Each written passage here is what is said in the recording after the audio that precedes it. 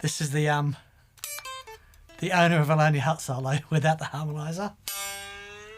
It's so weird. That isn't. Don't remember those chords. We're on. It's happening. Hey everyone, welcome to That Pedal Show live VCQ. Dan here. Mick here. Hello. Welcome. It is Monday, the 9th of May, 2022. Yeah. A very special hello to everyone that we saw yesterday at the Birmingham Guitar Show. Yeah. Bumped into some old friends and some new friends. Indeed. Tony, if you're watching, hello. And so Yes. I stopped. Ed, Airfire. Yep. Mark if you're Hughes. watching, hello. Yep. Yeah. Henry. We saw loads of people. Indeed. Chris Buck was there. Indeed. Ainsley Lister was there, did play. Ainsley was so good yesterday. He was on fire. He was really spectacularly good. Not that he isn't normally good, but it was nice to see him. Yeah. And what was interesting about the Birmingham Guitar Show yesterday, well done to Jason and all the team there that had the balls to put it on. Did such a great job. And I say that because, we've been 2 years of you-know-whatting. Mm-hmm. And they just had the guts to go for it. Yep. Yeah, well done, guys. Well done. So, hello. This is viewers' comments and questions. Hello to our patrons on Patreon as well, who will get this as a podcast. We are recording? We are recording, yeah. I've somehow managed to remember to do it. I do need to bring some production to bear, though, Dan. Okay. Why? Oh, I see, of course. Yeah. Of course. And remember what we say about dead air, Dan. Oh, yeah, I know. Yes, dead air apparently is a real issue, and it's one of those things when Mick walks off and I'm on my Todd, I'm like, okay, maybe it's time for me to catch up on my correspondence. It's the enemy of radio, is dead air. Okay, of course, because yes, okay, Yeah. podcast, I got it, I understand now. Anyway, welcome. Hello to Square Wave Symphonies. Hello to Andrew Jones. Who else have we got on? We've got Airfire on. Ed, hello, mate. Hey, mate. Catherine's coming in. Something's obviously wrong. No. Oh. Just a little bit hot on the old. On the old audio. On the old light. on the light. Yeah, a little bit hot. Oh, okay. Thanks. Just a nudge. Thanks. We can sort that out Okay. using. Dan's t-shirt's getting this pretty glary. Glary, really? Yeah, just a tiny bit. It's probably me. Well, I'll come down 2 stops. You let us know how we look now. Okay. Yeah. Anyone in the photography world, you'll know what 2 stops means. It's the different distance between King's Cross and... Yeah, no. Now we're probably too dark. Oh well. Hello, thanks as always to BV Ninja for moderating in the comment Superstar. section. Thank you, BV. We are extremely appreciative of everything, BV. Thank you so much. Indeed. Yeah, now, so let's do some housekeeping then. For anyone who is new here, we do this every Monday. Viewers, comments and questions. Ask us questions and we will endeavour to answer. We prioritise the super chats if you're able to do that. Happy days. Catherine's coming back to now tell us it's too dark. We're in the dark now. No, she can't find her way back. That's how dark we are. Yeah. To the stage. Rock and roll! Where's the stage? You go through here and you jog a bit. Rock and roll! Rock and roll! We're going to have to turn the super chats off fairly quickly today, I think, because we seem to be running a lot already. We'll check that in a sec. Anyway, checking in from Marlon Romo, Jason King. Who else we got on? Monkey Enema says Breaking Bad weather in Albuquerque. Nice. Too windy.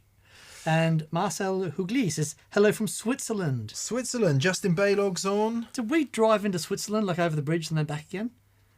Or was that Sweden? That was Sweden. Oh, okay. Yeah, different swa. Yeah. Okay. Nor was it Swaziland or Swansea. Okay. I drove over the bridge once in Swansea. Had to come straight back. Well, they used to charge you, didn't they? Elsinore is on from Seattle. Zutalur is on from Long Island, New York. Yeah, G Barge is on. Alan Mabe is on. Dustin Thiessen, hello lads from Winnipeg. Ah, Winnipeg. Martin Winnipeg. Steinberg, lovely name. Hello from Portland, Oregon. And Jordan Brennan, Hey, fellas from Ireland. Ah, Irlande. D-Dub, hello from Massachusetts. 12 points. Douze toi. Connor Renshaw, hello from Indianapolis. Home of the Indianapolis 500. Where they just go around in a circle. Hours and hours and hours. Right, I'm going to turn the super chats off because we've got too many. Boy, oh boy. So if you've super chatted up to this point, thank you. We will answer you. If you, but that will be the end of super chats for today. Yes, Wow. that's somewhat surprising, Daniel. Amazing. Lots of people on today. How lovely. We've enabled something called Super Thanks. We're going to give it a go. It's basically a tip jar. People have said, look, I don't really want to do Patreon. I can't really do this. I can't really buy things in the store. Is there any way just to drop a tip? Which apparently is normal in the States. People in Britain are like, what the hell? No way. So if you want to do that, Super Thanks is on as well. But please do not feel obliged to do any of the above. Yes, BV's just said, currently we have 37 super chats. Good. Yes, thanks, BV. Excellent. So I'm going to turn Super Chat off. There we go. I understand the implications of this action. Turn off. So if you've super chatted up to now, we will answer. To wit, Dan. To woo. Jim B slips in with the last one. Well done, Jim B. Peter McCauley says, hi from Australia, up late.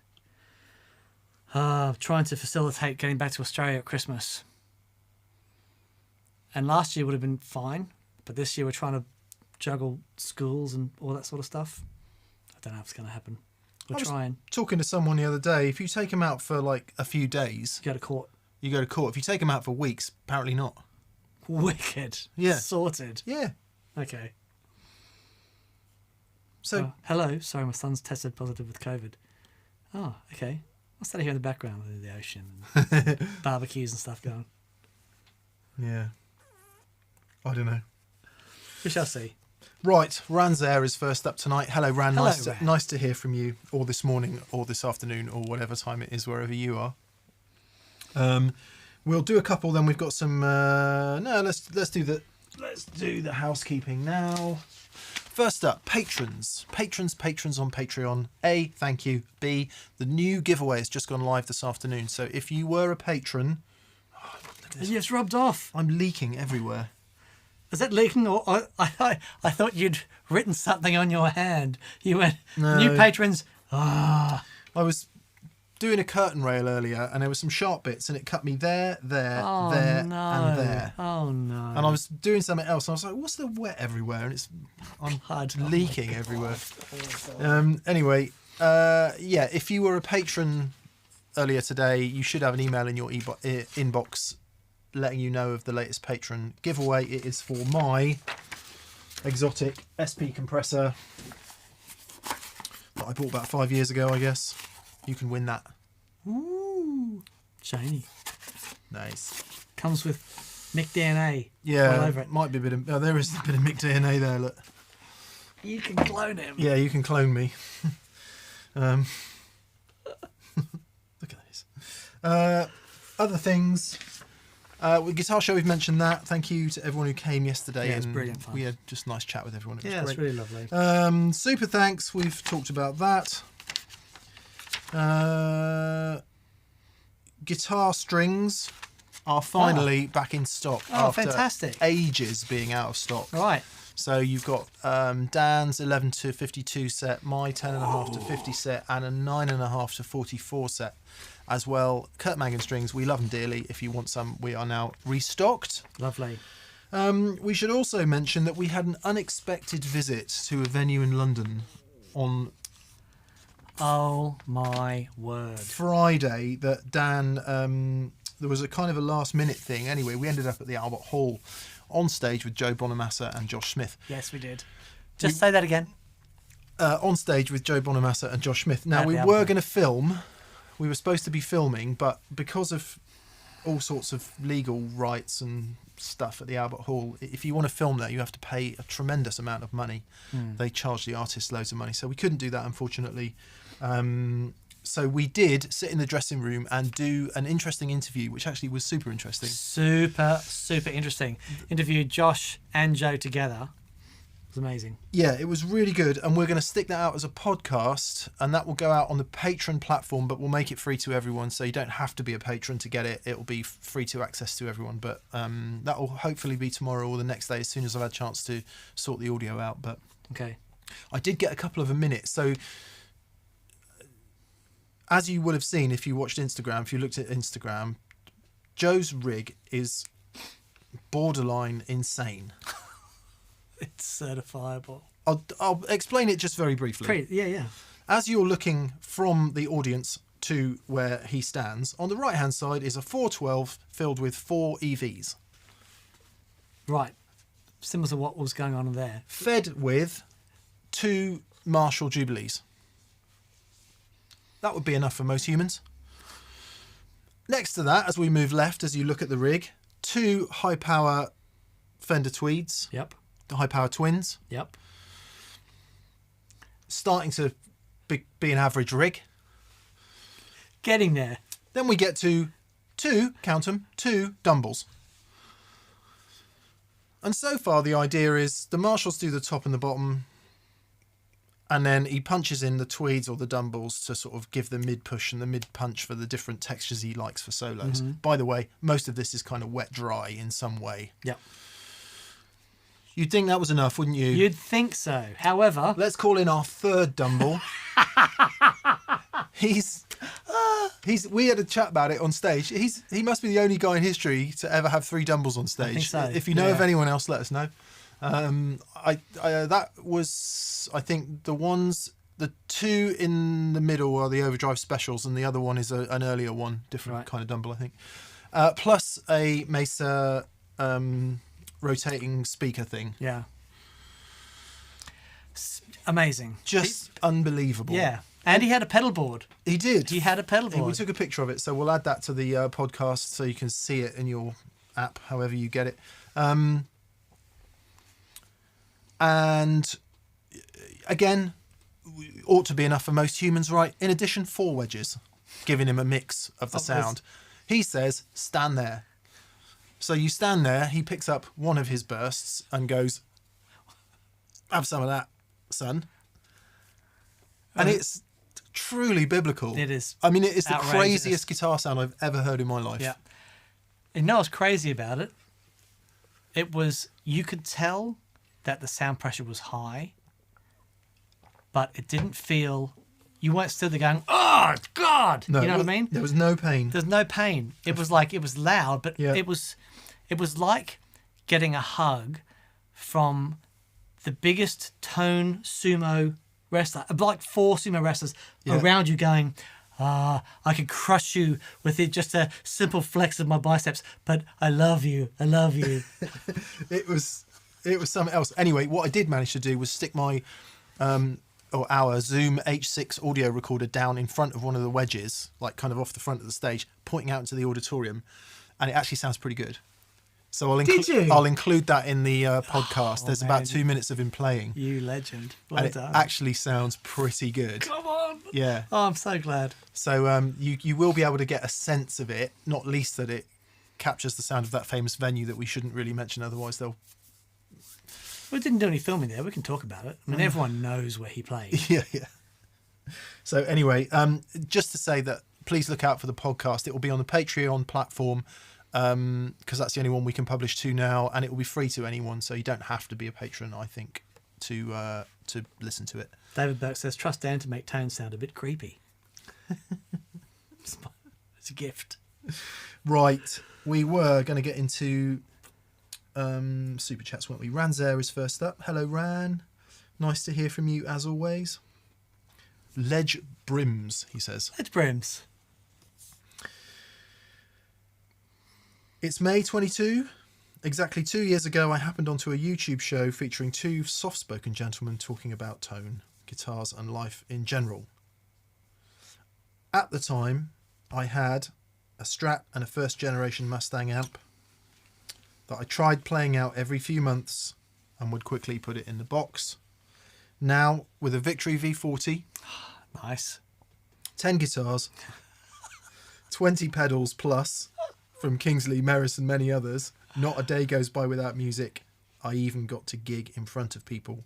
So thank you for the inspiration and guidance. What a way to kick off today. That is perfect. In this continuous voyage of discovery, I can't wait to see where you're taking us all next. Love you from Ran. Ran, thank you so much. That's amazing, mate. What a great thing to say. Yeah. I mean, sorry you had to spend all that money. At the guitar show, the conversation with no matter who it was we met went this way.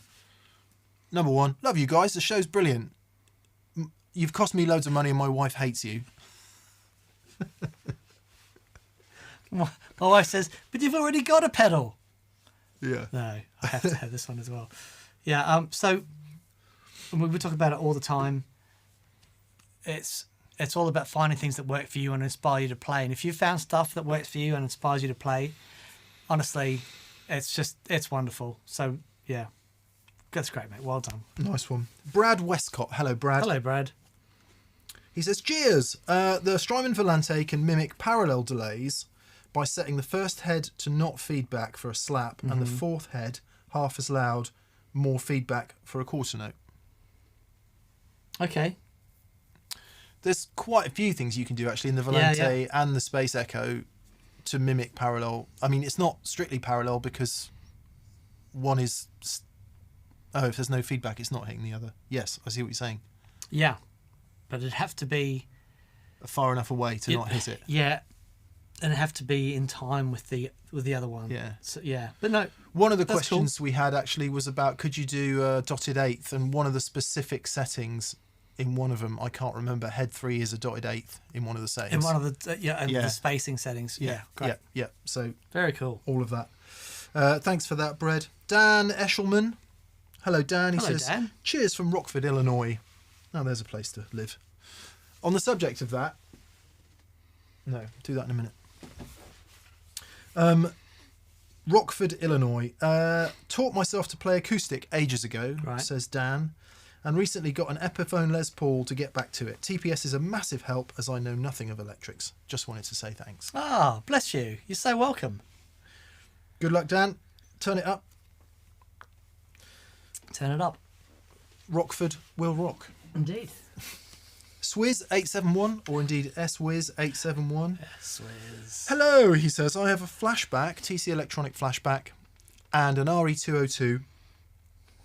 I'm looking to add 2 more delays for a mix of the Police and Radiohead. Okay. Any suggestions? My options are ARDX20, Memory Man, Delay Llama, Belly Pock, and Starlight. So he's got a flashback and the RE202. Yeah. Well, he's got to have a Memory Man, hasn't he? You've got to have a Memory Man. You've got to have... Yeah, you can get actually, the Memory Man that you can download into the flashback is pretty good. However, if you really want the Radiohead thing, you just can't go past a good Memory Man. Now, the memory... There's a couple of Memory Man... more affordable versions through EH. The Memory Toy is actually really good. It's a little bit noisy, but it sounds great. And the modulation's pretty much bang on. But they've got, if you've got the budget to go and buy it, find an old one. They're like £600 now on eBay. The 24-volt version. And they might not work. Yeah, they're a bit temperamental. If you could find one of the 1100 TTs, they're great. Really good. They're really great. See if you can find one of the green ones. Right. Because I bought one thing, it's great, and Ed had a green one. His sounded better than mine. Okay, so some form of Electro-Harmonix Memory Man for that very specific... And what do we say about that? We say one of the reasons it sounds so good is because it's so flipping noisy and there's not much filtering in it. So you get, even though it's an analog delay, you still get the high end quite nice. Yeah, so it's really interesting, right? For an analog delay, it does have a lot of top end and a lot of bottom end. Whereas when you listen to a lot of other analog delays, so a lot of them are mid-heavy. Memory Man's very different. And the way they do the filtering in the Memory Man, there's very little of it at all. And whether that was who knows, whether it was like a design choice or Mike Matthews going, I'm not paying for those damn capacitors. So definitely that. And if you want to get into Radiohead's wackier stuff, some sort of looping delay, Ed uses DL4. a lot. Yeah. And that would be a good shout, wouldn't it? Very good shout. Line 6 DL4, so that you can invoke the looper and use some of the half speed and the Reverse speed it and all up the and stuff. yeah. So that would be where we would start. Yep, totally. So, to your suggestions, ARDX20 is just a magic sounding analog delay, but you really do need the Amaze controller with it. Otherwise, you can't do modulation and stuff like that. Delay Llama is really cool. No modulation, I don't think, in the standard one, but there is in the Supreme. the up ones. Again, amazing. Bell Epoch Deluxe or Bell Epoch is a straight tape echo, so probably not getting too much more out of that than you're getting out of your RE202. So for something really different, Memory Man, DL4 and play with a looper. Perfect. Yeah? Perfect. Yep. Perfect. That'll take you. That'll take you in those directions. Hats off to you, sir. Yeah. 4 delays on the board. If you Chapeau. You're talking about the police. If you don't have a flanger, you really need one. You do. Absolutely. An electric mistress type flanger. Yeah. Or you could say a CE1 type chorus as well, but really it's flanger, isn't it? It's a flanger. It's a flanger. I was corrected by that. Corrected by none other than Mr. Pete Cornish himself. Oh wow! On that. So I've read an article about CE1. I'm like getting on these amazing police sounds, and then Pete emailed me. He goes, "Actually, Dan, I just want to pick you up on something." Wow. He's actually using a flanger in that, and I know because I built the thing for him. Yeah. Okay, thanks, Pete. And it's the mistress. It's the mistress. There we are. Love his pedals. Love the pasties. James Blessed. James Blessed. He says, no question.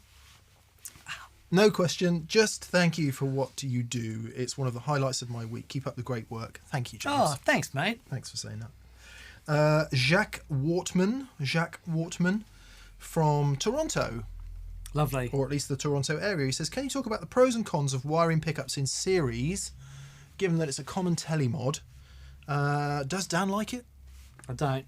I don't like it only because I'm so used to the vintage way of doing tellies. The only thing I do is I disconnect the tone pot from the neck pickup so I can get a bit of that brightness back. But the series thing, you'll often see a 4-way switch on a Telecaster that wires the pickups in series as opposed to parallel, and you get this like massive boost, and it's cool, and some people really like it. Like Brian May, for example. Yeah, you can do it with Strats. You can get all 3 in series, and it's Jimmy Page. Yeah, it's cool. Yeah, it can be cool. Yeah, there's between these 3, there's more than enough for me. But give it a go. The other thing is on this, depending on the switch, is where because I use the neck pickup all the time, and what I found was the tally that I had the parallel position was on the neck. I was always fighting to get to the neck and then get back to the neck position.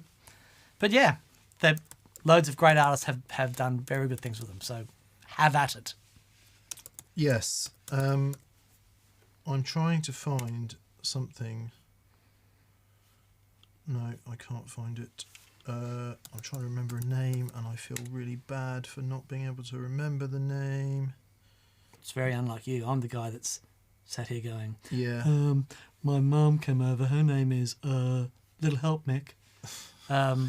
Anyway, 6-string supplies, really great harnesses and all kind of electronic components for guitars and stuff here in the UK. 6-string supplies.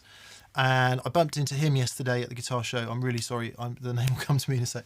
And he showed me that they do a complete retrofit drop-in for a Les Paul that is the total Jimmy Page push-pull on every part. Seriously? Yeah. Oh, wow. It's 26 combinations of things, which normally makes me go, no way.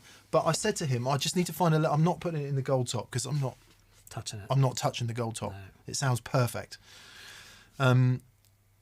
But I said, let's try and find a Les Paul to put it in, and we'll have a look at it because it's really interesting with the series and the parallel and the out of phase and all of the other combinations that Jimmy Page wiring, and it's beautiful because obviously having to do it that way, you've got to use a little Hoogerman flip. So it's 4 little electronic things on the back of each pot, Right. in a lovely little board with 2 caps as basically the only thing you can see. Well, we'll stick it in my 50, my R8. Well, up to you, mate. But Well, now that the gold top's here, it's like I pick it up and go, nah, you're rubbish. well, it's Back not, in your box. It's not rubbish. No, you know what? It's a beautiful car. It's a beautiful guitar. I actually recorded with it today. Did you? Yeah, it was really lovely guitar. Well, what we could- and I'm really happy to play it as long as I'm not around your gold top. What we could do is do it as an experiment then, and Yeah, just yeah, pull it yeah. out, put it back in there. Because I is it 50s wired, your one? Yeah, It is. yeah. Okay, let's move along. Okay. So yes, sorry, long answer to a short question. Dan's not a fan. What Dan and I pretty much never want is any more from the guitar. Yeah, yeah. We both like the guitar not to be doing very much in the pickup stakes, because it seems to me the more the pickup does, the less you hear everything else. Yeah. If the pickup is basically at its maximum, then the dynamic level that you have is lessened, right? So, Yeah. you know, one of the great things about the low output thing is that, you know, you play quietly, they go quiet. When you hit them hard, they go whack. But if you've got really high output pickups, and they're amazing for certain things, and actual fact, necessary for certain, you know, like ultra high gain sounds and that sort of stuff. Yeah, it's totally different thing. Totally isn't different it? thing. But you like humbuckers, they get to that level very quickly. And start to compress. Lest we not forget Brian May with his lovely series sounds out of Red Special. So yeah, that's a pretty cool thing. Yeah. Interestingly enough, I'm on the hunt for a cost-effective electric 12-string at the moment. Yes. Electro. Yeah, I'm trying to avoid buying a Dan Electro. Are you? Well, just because it's the obvious choice, I'm thinking there might be something. And I keep coming across these Burns electric 12s. Well, that's what Howard's reached out and says. If you want to buy my Burns, you're very welcome. Yeah, Yeah, Howard, we didn't see anything at the guitar show, so we may did. as well- We saw an Ibanez double neck. Ah. But even I don't have the Wicked. cojones to play that. So I would love that guitar. Yeah. anyway, the Burns one looked pretty good, and that just made me think of Brian May and his, because you've got those Yes, there's trisonic Yeah, pickups or yeah, whatever they're yeah, called. Yeah, really cool. But I am looking at Strats actually. I've seen a few Strats. 12-string Strats. Yeah. The super, not the super. I'd be what they happy call- with that. Yeah. It's With that big headstock. thing. Yeah. Yeah, they're great. Yeah. There And is also the Fender Electric split 12, pickups. but they're too much. No, that's the Electric 12. Oh, okay. They're too much money. Oh. But they did just do a 12-string Strat, which looks pretty cool. Right. I'd be happy with that. Anyway, and by the way, no, can't buy Rickenbacker. Too much money. Has to be cost effective.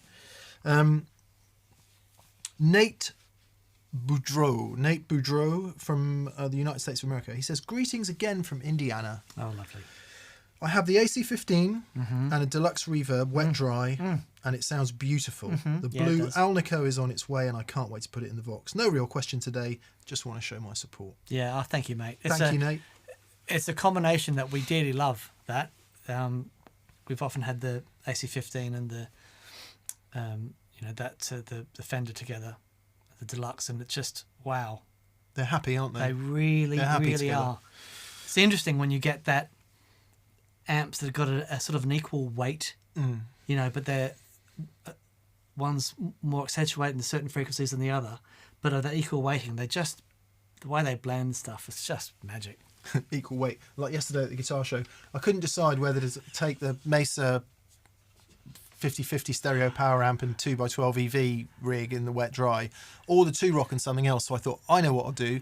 I'll take the 2-rock and that and run that wet dry, and it was Flippin' magical. yeah. I had about I plugged it in just to make sure it works, and we didn't get a sound check or anything, so I couldn't really Dial it all couldn't in. really dial it all in. But Oh, mate, from it's- where I was honestly- stood, it sounded Honestly, pretty massive. it was incredible, and when you did the fuzz thing, and I had something that I was going to play, and you did the fuzz thing, I went, oh, I'll just talk about something else now, because there's no way I'm playing after what you just did. It was mind blowing. It was nice and loud, but Dan took the matchless and the Lazy J. I have never heard the Lazy J sound that good Oh, so good. than it did yesterday. Yeah. It's very good. amazing And thing. massive thanks to Les on sound, who Les likes it loud, so we love Les. His mix for Ainsley Lister, it was one of the best live band mix, like in a tent Yeah, and everything. It's just like, that was so good.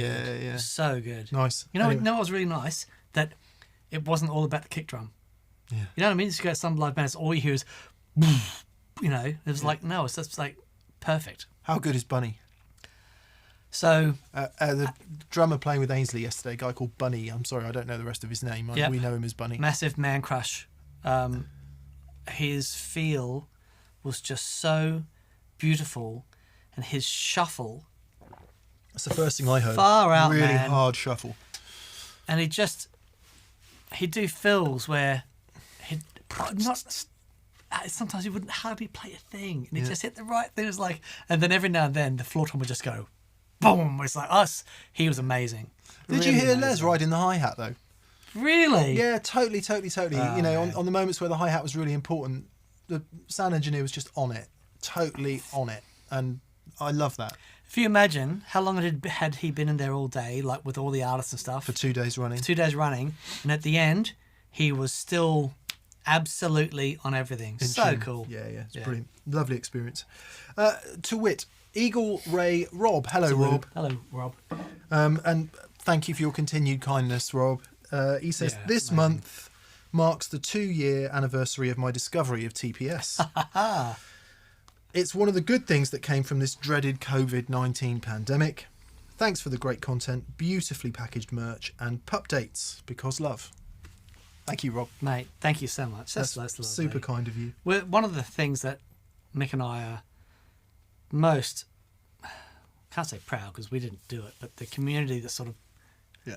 gathered around Yeah. TPS, it's such a beautiful place to be. It's so lovely and so encouraging. And when I read the comments and you guys talking to each other and being really helpful and positive, and it's great. It is. Really lovely. Talking to Tony Brooks about it yesterday, and he was reflecting on that, how that has become as important part of TPS as anything we do when it comes to sound. Yeah. I did steal a whole bunch of waters from the show yesterday. Well done. They were there. It was the end of the show. I think it was fine. And to be fair, they were backstage for us. So. Yeah. Yes.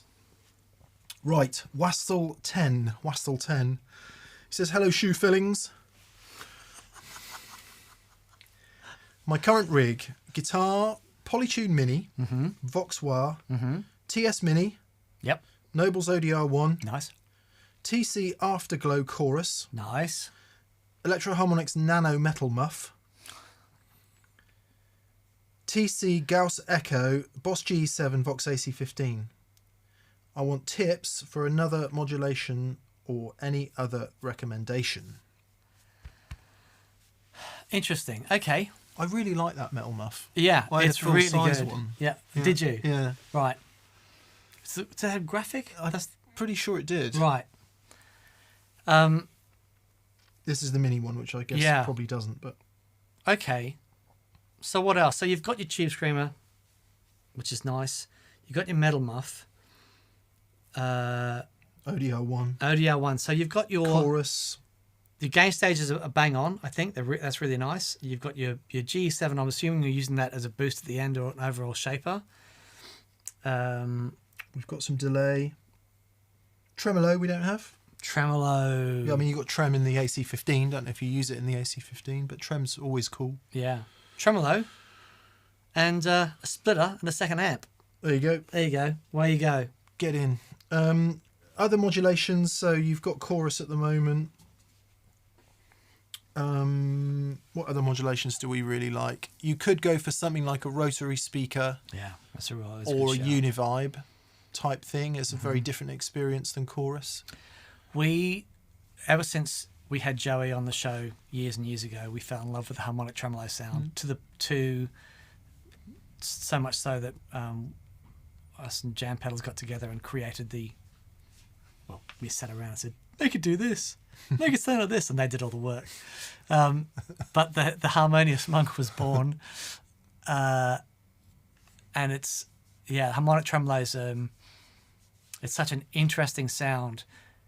If this, I say soupiness, but if that over phasing sound of the univibe is too much, but a standard amplitude tremolo doesn't quite hit the spot, it just sits in that really perfect space. And I'll throw an odd one in right from the end. Would be an envelope filter. Nice. Always good fun is an envelope Always filter. good fun. Yeah. You don't overuse it, but yeah. Yeah. When you stick it on, that's going to be my answer to your octave fuzz. Because whenever you stick your octave fuzz on, it's like, oh God, what am I playing now?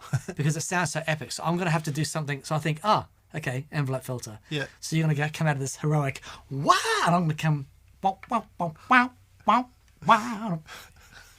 That's going to be all I've got. What's nice about the envelope filter instead of a wah-wah, obviously a wah-wah always sounds like a wah unless you put it in a fixed position. What's nice about the envelope filter is you can set it, if you add loads of gain, fuzz and stuff, you can make it sound quite synthy. Yeah. It does take a bit of fiddling to get it in the right place, but it can offer a very different experience than a straight wah. Yeah. A lot of people say, I've got a wah-wah, I don't need an envelope filter. Well, actually, they can do very different things. Indeed. So, yeah, give that a go. Andrew Jones. Hello, Andrew. Hello, Andrew. Now then, yours came through via text. He says, I've several drives, says Andrew Jones, and I can't decide the order. Please can you help? I've got a Vic Audio 73 Ram's head, Yep. which is a big muff type fuzz. I have a Revival drive, Nice. Broadcast, Nice. Boss MT2, Okay. and a Dane. Okay. So the gain range on all of those is Vast. very vast. Very vast. Don't think about which pedal goes in which order. Think about how you're using each pedal. So the way that we do it is, for example, are you using the Dane as an overall, massive gain thing, or are you using it as, like, with a small amount of gain and a boost? Because if you're using it as a boost, then it would go towards the end of the chain. If you're using it as with more gain and more grr, then putting it closer to the front. So the way that we say start like this, you need to experiment, but we say try it with the pedal that's got the most gain at the front of the chain. Most gain in how you set it. Exactly, the most gain in how you're using it at the front of the chain, and then decreasing amounts of gain after that. Yeah. You'll find that the pedals that have the less gain, therefore have more headroom, and then when you stack them, you'll start to make more sense. Yes, indeed. Yeah. So try that, and then see how you go. I would say probably put the Ram's head first, given that that's the fuzziest.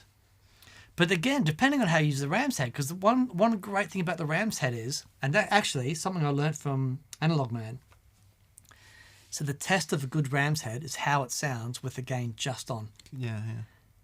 And then it's like a boost with a bit of fuzz around the edges, and loads of people use them like that. So So it's just like a gritty distortion. like a gritty distortion, but like a big muff, massive, big fat thing. But yeah, I shall qualify what I said then. If you're using it big muff style, stick it first. Yeah. If you're using it as a booster, maybe further on down the line. I would put the Revival drive last because it's the most amp-like. Sure. So you probably don't want that, colouring the stuff that comes after it. And then what he said after that. Sure. Um, Apparently Sean Tubbs is in the room, Hello, Sean. and he is bemoaning that he never looks as good as me in a hat. Well, I'll just say to that, this is all I've got. You've got this, and you've got hair, and all the stuff. The hat, it's the only thing I've got to play with. So Hope you're doing well, Sean. yeah, mate. Hope you're great. Oh, so Sean's got a new rev pedal coming out, I believe. I knew what? A pedal coming out. Is it public? Um, Have we given away the world's biggest secret, Dan? I don't believe so. I hope not.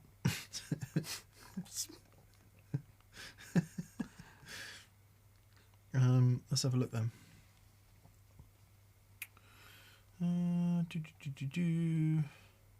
No, someone will have to put in the comments. Other secrets to come soon. Yeah. Square Wave Symphonies, again. Greetings, Legends. Dan, from one flanger enthusiast to another. Good man. Have you ever checked out the Coron JFM 100 jet flanger? I saw it on JHS, totally normal behaviour, and had to get one. Oh, okay. From Alex. No, Alex. so the jet flanger was so Roland had in that first series in the CE1 that style case, they had a thing called the jet flanger. Basically, you can get all those big jet sounds, loads of lovely regeneration, sending the signal back into the input and get those big wow jet sounds of flipping magic sounding things. So yeah, if they've done a version of that, it'd be very cool. I'll keep an eye out. I love it when Paul Gilbert does the jet flanger. Ah, it's so cool. That's so cool. Love it. Love it, love it, love it. Airfire, Ed, hello mate. Hey bud. He says, Trotters, lovely to see you yesterday. My partner is now hooked on the show. I realise they are a Mick trying to be a Dan, and I am a Dan trying to be a Mick. In terms of talent, style and gear choices. Well, that's very interesting, Ed. Yeah, I'm trying to be a Mick. Yeah, I'm trying to be a Dan. You know what's really interesting? There's another chord there somewhere. There is. I think we're going to do a show. Something that I've discovered, the value of having someone else in your life that you can go over the stuff with. Man. Yeah. And what it can add to your music and your general enjoyment of all this stuff is wonderful. Yeah. Like Morecambe and Wise. Morecambe and less wise. More Eric than Ernest. Exactly. Marlon Romo. Hello, Marlon.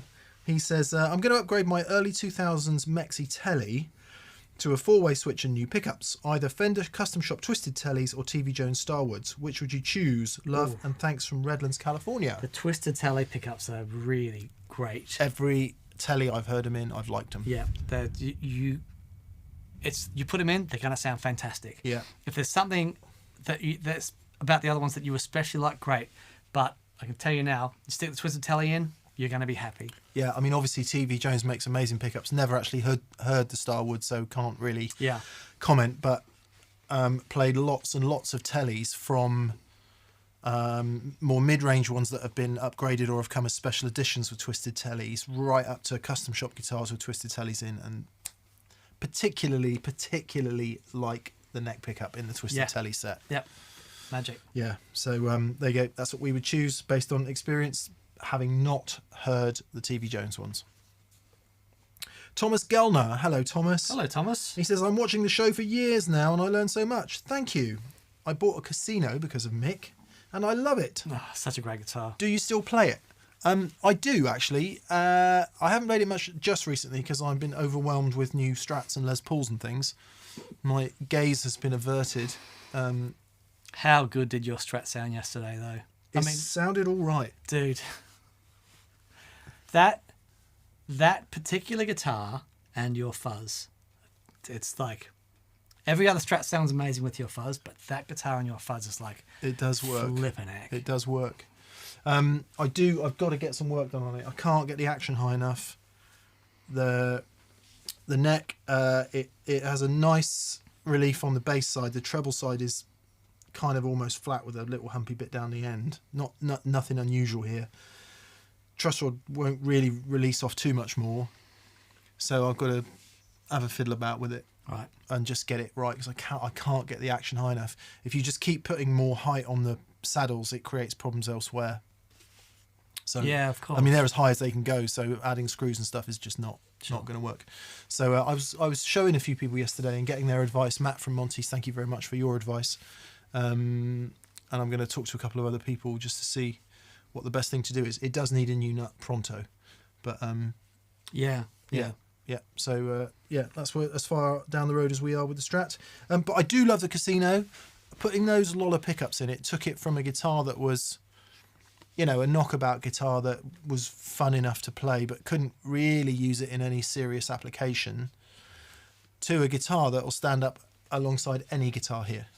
Yeah. In terms of tone. Sure. It sounds flipping brilliant with those Lola pickups. Yeah, it really does. And I love playing it because it's such a different dynamic experience than playing a normal solid body or indeed a 335 style with the solid middle. Well, that was when we went down to ATB Guitars in Cheltenham, and hi Mike, who we saw. Yeah, I didn't get to talk to Mike yesterday. It was all a bit ships in the night. Yeah. It? But that Casino or 330, same thing? Yeah. Different headstock, obviously. Okay. That was like, it stole the show for me that day. It was just the most extraordinary sounding things. That was a blue one that had gone green, wasn't it? Yeah. Yeah. Magical. Very nice. Pelham blue, nitro top coat. Top coat goes yellow. Blue plus yellow equals green. If there's a scratch on it, you still see blue. I guess if you went through, yeah. I guess. Awesome. Don't know. I don't know if they become one thing after a while. I don't know how that works. Yeah. Spice Girls. Hmm? To become one. Anyway. That takes me straight back to it. I went skiing, my first ever skiing holiday, and I've only ever done Jerry? but two. Yeah, Jerry Right. Halliwell. No, Skiing with Jerry. with my mate Pete in Bulgaria, and Bulgaria had just not long, stopped being a communist country. Right. So they were dealing with. This is where you are right now. Yeah. I'm thinking where this is going to end up with. They were dealing with the fallout of that and sort of moving to a more market economy and all of that. So a lot of the services and stuff was still pretty. They were just in a period of big change. Right. It is as carefully as I can put it. Okay. The hotel had like this intercommy radio system thing, Okay. and the only thing that was on the intercommy radio thing was Spice World. I think it was Spice World. It's the one that had Two Become One on it anyway. And even more hilarious, when you get to the last track, you hear the person mumble in Bulgarian, presumably, "Quick, stop the tape." And they hit stop on the tape recorder because they taped it off something in order to play it on the hotel thing. So me and my mate Pete were sharing a room, and there was two certainties of every day. It was, shall we see what's on the radio, mate? Spice up your life. And then wonder what's for breakfast this morning. Oh, it's brown slop, because all the food was the same temperature and it was all brown. Sorry, Bulgaria, but it just was. And we eventually, about 2 miles away, found a KFC that had just opened. So rather than eat the brown slop in the hotel, which was really bad, I mean, it was truly awful. Because everything that was supposed to be hot was tepid, and everything that was supposed to be cold was tepid. Like the eggs were green. It was just dreadful. Anyway, I never would have got there from where you were. We'd traipse off to this KFC that we managed to find and order a chicken burger, but they didn't have lettuce. They had cabbage. So it was cabbage. Sorry, Bulgaria. I know things are probably really different now, and there's nothing wrong with cabbage in a KFC. It's just not what I was expecting. Sure. And other than that, the skiing was very good. And to Boyko, who was the ski instructor, you lovely human. Yeah, they were good days. The alcohol was utterly top notch. Very good. The organised Bulgarian evening, which was about 100 quid each, not so good. Oh, okay. You've never tasted so many different kinds of paprika.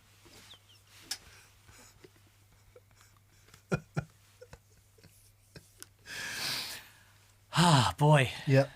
Looking forward to going back there. Yeah, can't wait. Yep.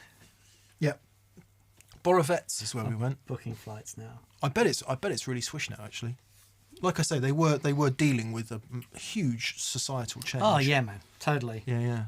Lots of very poor people and quite a lot of big new Mercedes. Oh, wow. Yeah. Okay. Let's move on. Right. Justin Baylock. Hello, Justin. Hello, Justin. He says, D&M, I picked up my first vintage guitar. Come on. A buddy wanted his 65 SG Special to go to a good home. He also threw in an original 75 Princeton. Come on. Enjoy that guitar. So, yeah, the SG Specials, 2 P90s. Did it have the Maestro Vibrola? I don't know. So, yeah. The good ones of those are extraordinary. Dave Gregory has got one, and it's the most magic sounding guitar. Actually, Arm Barry had one as well. It was like flippant epic. Just such a simple recipe, isn't it? Yeah. What an amazing sounding thing. Congratulations, Yeah, Justin. well done, That's mate. really good. He also says congrats on the Strat, Mick. Thank you, Justin. That's very kind of you. Yeah, I don't know, Do you still wake up and pinch yourself? I do. Yeah. I do, and I showed a few people at the guitar show yesterday, and not just the 61, the 70 as well. I was playing Yeah, of that course. earlier. It's Yeah. just, it's a magic thing, and every day my thought of how much is psychosomatic and how much is actually real, the sort of balance, it's a seesaw, Sure. because there's obviously a bit of both, but the sound of those guitars is undeniable. Yeah. It's utterly undeniable. Yep. Congratulations, Yeah. Justin. Well done, mate. Thomas Gellner again. Hello, Thomas. He says, I love the power of my Gibson Les Paul Studio from 1995, Nice. but I wish it would sound more open and more present. I've been looking at Seymour Duncan's. What pickups would you recommend? And greetings from Germany. Love the show. Thank you. It's difficult because I've put... so, if you love the guitar and you're looking for that more open thing, the vintage PAFs, some people, if you're okay with the lower output pickups, if you can make those work, that wind, it gives them more dynamic range and does give them more open thing. However, I can guarantee you, if I put the pickups and mix guitar into my Gibson, it'll sound completely different. Yeah. I know some of the Les Pauls from that period, and studios especially, might have had 300k pots. Oh, interesting. Check that. Yeah. If they do, and you replace them with 500k pots and 50s wiring, you'll get a tremendous amount of extra clarity. Firstly, from the value of the pots, 500k pot sounds quite different than a 300k pot. Secondly, when you turn the volume down and the tones, they interact in a different way and stay clearer than they would with modern wiring, which is almost certainly what it's got. So that would be a good place to start, and you can do all of that without having to buy any new pickups. Yep. Also, check the height of the pickups as well, because if your pickups are really close to the strings, then the pickups shall be reaching their potential a lot quicker. So it might be that you need to take them down a little bit as well. So you can check all that stuff, with just a soldering iron. I personally, I would, if they are 300k pots, have all that out and replace it with 500k pots, 50s wiring, some really nice caps. They do make a difference. It does make a real difference. You can get a harness from someone like Six String Supplies, or seeing as you're in Germany, I suspect Crazy Parts, or there's quite a few German suppliers I think that do really good stuff. Schnell guitars. Yep. Yep. Them. Dan and I were in Germany. No, I was in Germany last week. You were. Sorry, mate. No. We just do everywhere. We go everywhere together. Yeah, it was good. I was just walking around in circles at home. Yeah. Going, I don't know what I'm doing. Singing Edelweiss. With a hunger for Wurst. Yeah. Yeah, I didn't have a single sausage in Germany. Couldn't believe Can't it. believe that. Not even at the airport. No. Yeah, okay. Anyway, start there. 500k pots, some nice caps, 50s wiring, and you'll be surprised at what a difference that makes if you've currently got 300k pots and modern wiring. Yeah. The good news about that is if you do it, it's done, and if you feel you need to move on to pickups after that, you can. Yep. So per your pickup recommendations, if you've got a hankering for Seymour Duncan's, They're great. go with it. They're really great. It seems crazy that we don't really mention Seymour Duncan anymore because so many of the boutique manufacturers have come along. And of course, Seymour Duncan, along with DiMarzio, one of the first replacement pickup things available, and they sell millions of them, and they're really good. Yep. The JB and the 59 are a magic Seymour-Duncan combination. I'm not going to argue. Yep. I'm not going to argue. I did have a fascinating conversation with Matt from Monty's at the guitar show yesterday about potting. Man, he's such a fascinating guy. So here's me thinking, you know, Strat pickups, talking about Strats for the moment, but it is absolutely relevant to Les Paul pickups, humbuckers. You know, magnet type, wire type,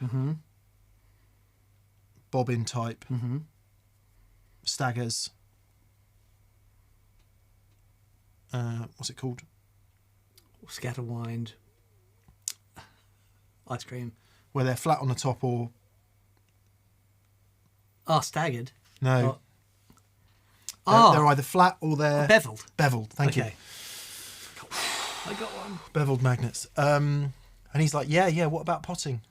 Changed significantly through the years. Yeah. And he's got all these old coils cut And you can to see show the different kinds of potting, whether it's this hard pot that goes right around the edge, whether it's a viscous one that seeps through it all. or less viscous, I guess, that seeps through it all, and how that affects the inductance and how it affects the frequency response. It's like, oh my God, it's a whole rabbit hole I never knew anything about. Anyway, significant in the case of Gibson humbuckers.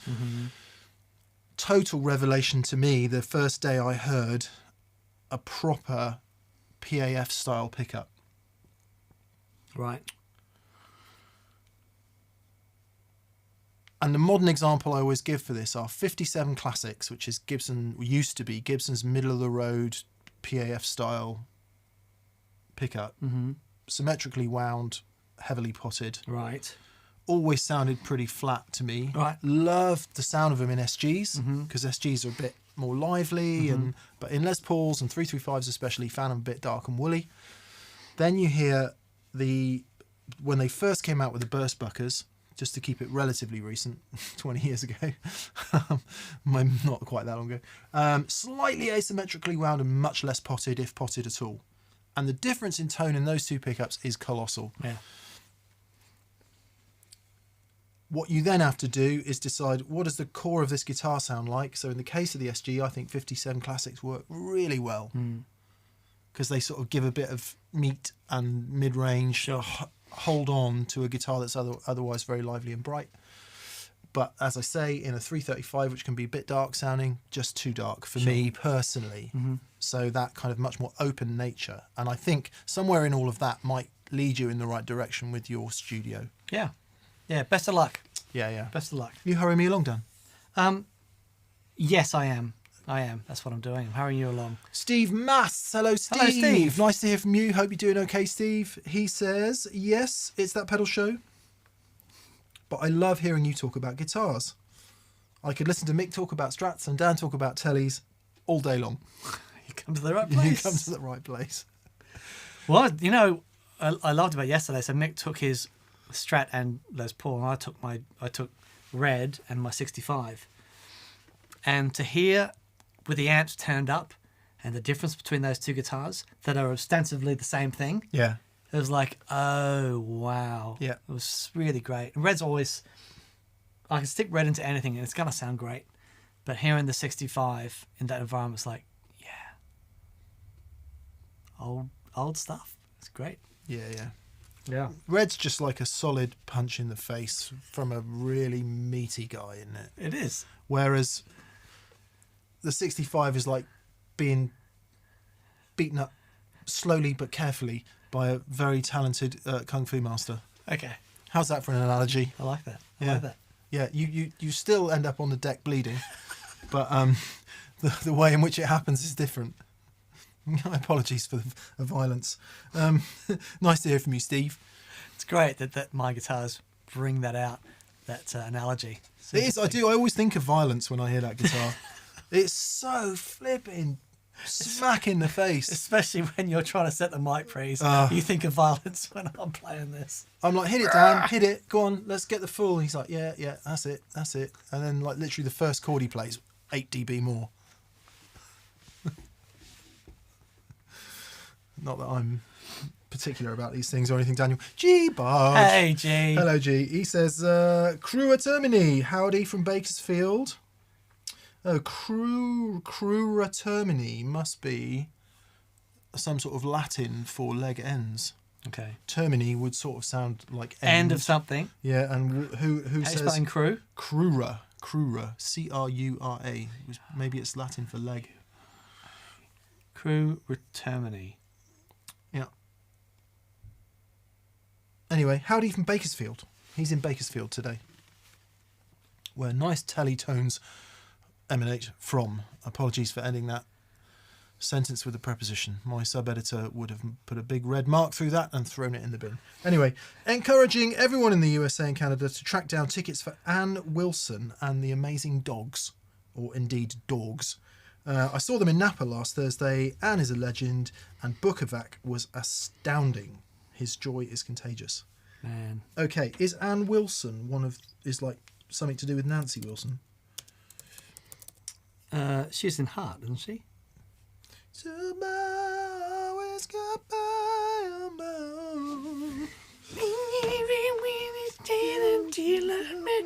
To become one.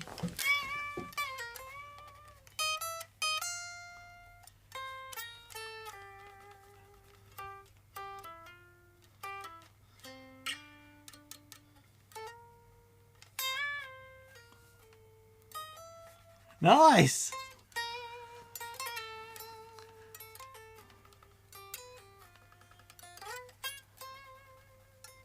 Singing from Heart, says Paul Matulovich. Thank you, Paul.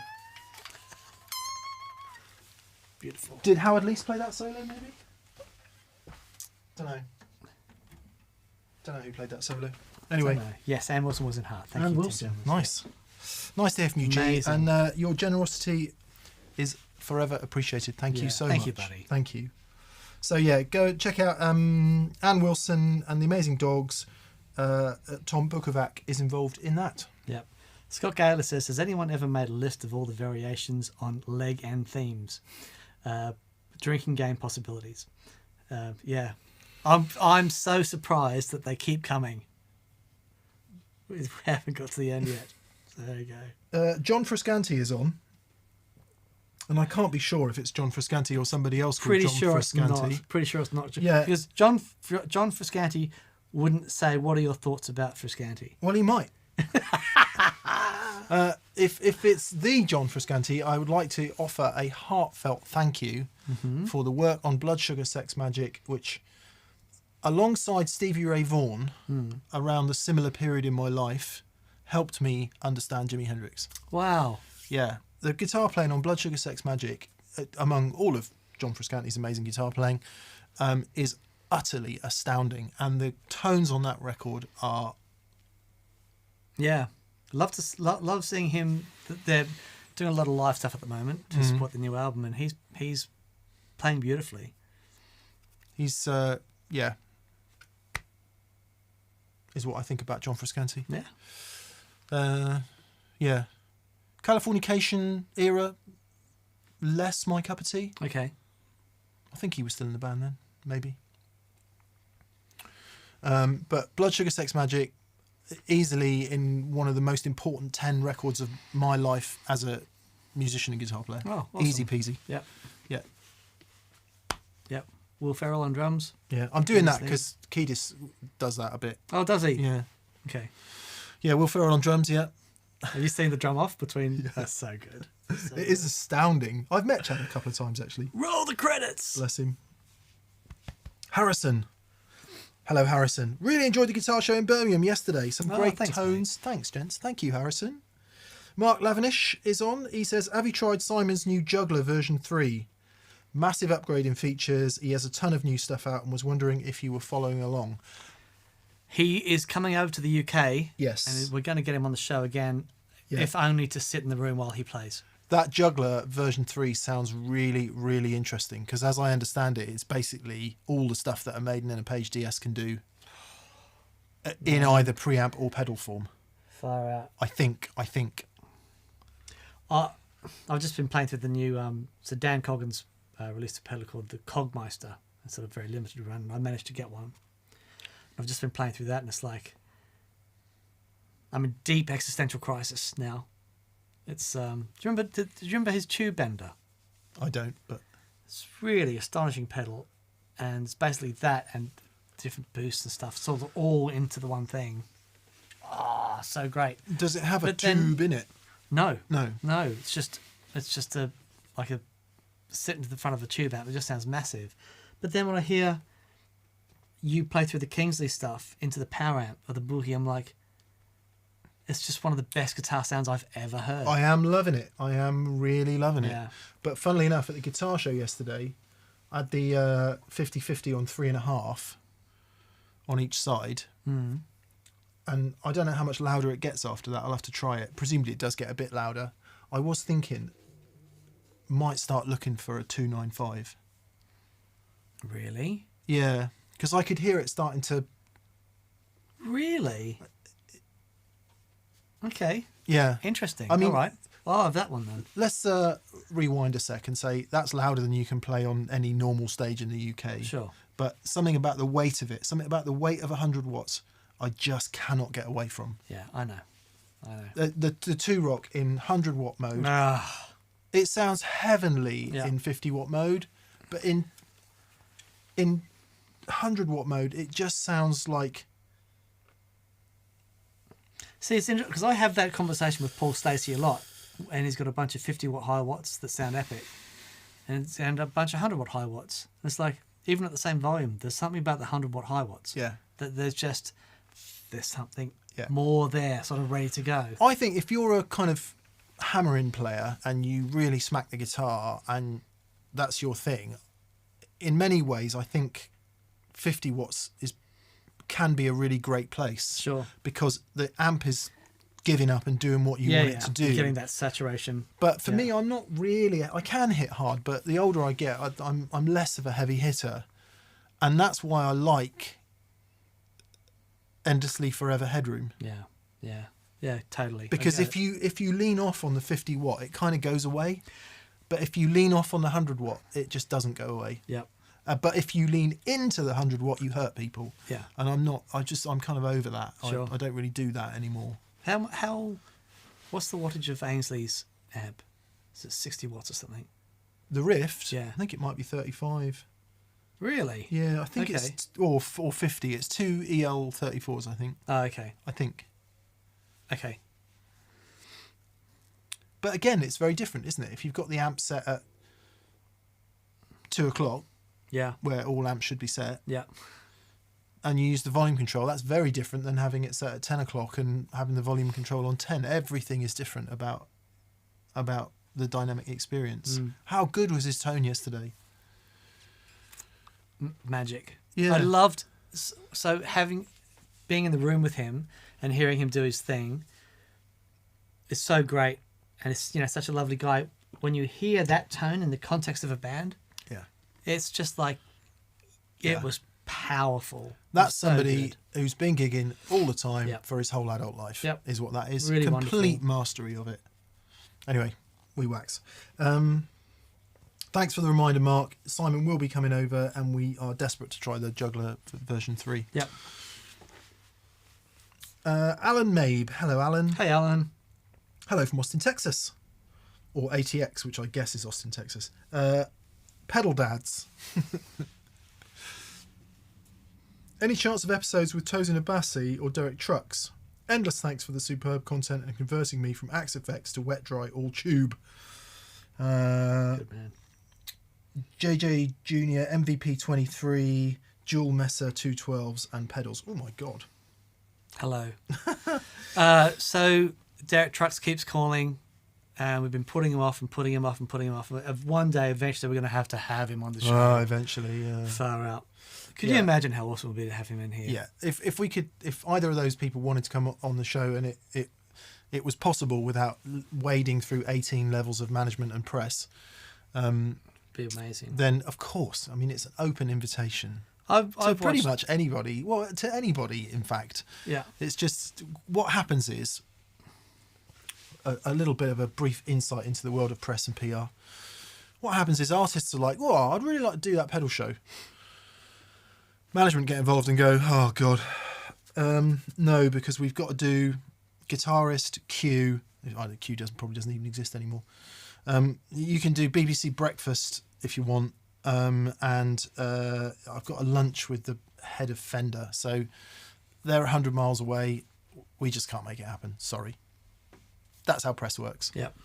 And then depending on the artist, then you get a whole load of stuff from the PR guy saying, you must talk about this, you must talk about this, and you need to sign this, and you need to... Well, I'm like, no. Just no. Yep. So I'm not saying that is the case with Tosin Abassi or Derek Trucks, but that is a little insight into the world of having people on the show. Yeah. The people we have on the show are people we know personally who you can call and say, do you want to come on the show? Yeah. Or they will call Dan and say, do you want to come on the show?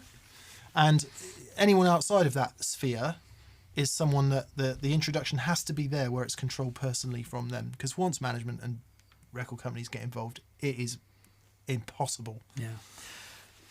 Joe did say, though, next time he's in the country, if he's got a bit of time, he'll come up and hang out. And so, I mean, that would be amazing. Wouldn't it? Wouldn't it be just flipping amazing? Wouldn't it? Honestly, what a lovely guy. And I have the best meeting Joe experience. If you want to hear what that was, listen to the podcast. If you can imagine the absolute best way in the world to meet Joe Bonamassa, have listened to the podcast, because I did it and it still blows my mind. Rod Clark. Morning from California. Oh, lovely. He says, may I have the unabridged kiss and tell from the Jobo Guitarzan, which is Josh's handle on Twitter, on what's it called? Instagram.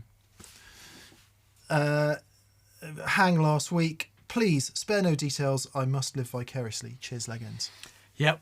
Stay tuned for the podcast. It's all on there. Yeah. Gee, it was good. Abridged version. Walk in. Bonamassa buys a burst. Stand in front of 3 dumbbells. Rest is a blur. I'm looking forward to hearing it, because I don't know how much I actually remember from the day after that. Yeah. My brain was just rattling around in my head. Michael Gilberto. Hello, Michael. He says, hi, D&M. No question, just an offer. If you come to New York, I can set you up with a lot of Dr. Z amps. Ah, brilliant. I'll be rocking a CAZ, a CAZ 45 from Z this coming Saturday. Can't wait. Actually, so Dr. Z has been in touch, and they've said, yeah, look, whatever you guys think. And so John Priest has been in touch and said, yep. Oh, wicked. Here whenever you want, guys. So whatever you think we should get in, then I'll let John know. Yeah, it would be good certainly to try one of the EL84 amps. I really want you to hear one of those. Okay. It would be good to get an 18 and something bigger, and okay. Yeah, and just have a listen. Yeah, okay, brilliant. Happy days. Nice one, Michael. Nice to hear from you. And have fun on Saturday. Duncan Plexico. Hello, mate. How are you? He says, hi, Dan and Mick. Will you be at LA NAMM this summer? If so, how about a TPS hang somewhere in Anaheim? We can chip in for the bash. Oh, that's a flippin' great idea. We will do that, but we're not coming this summer. Or at least I'm not coming this summer. I have other commitments. The next NAMM, we will, and that's a brilliant idea. That is... I don't know how we facilitate something like that, but we just pick somewhere and go there. Okay, great. Remember what we did in Tokyo? Oh, yeah, that was wicked.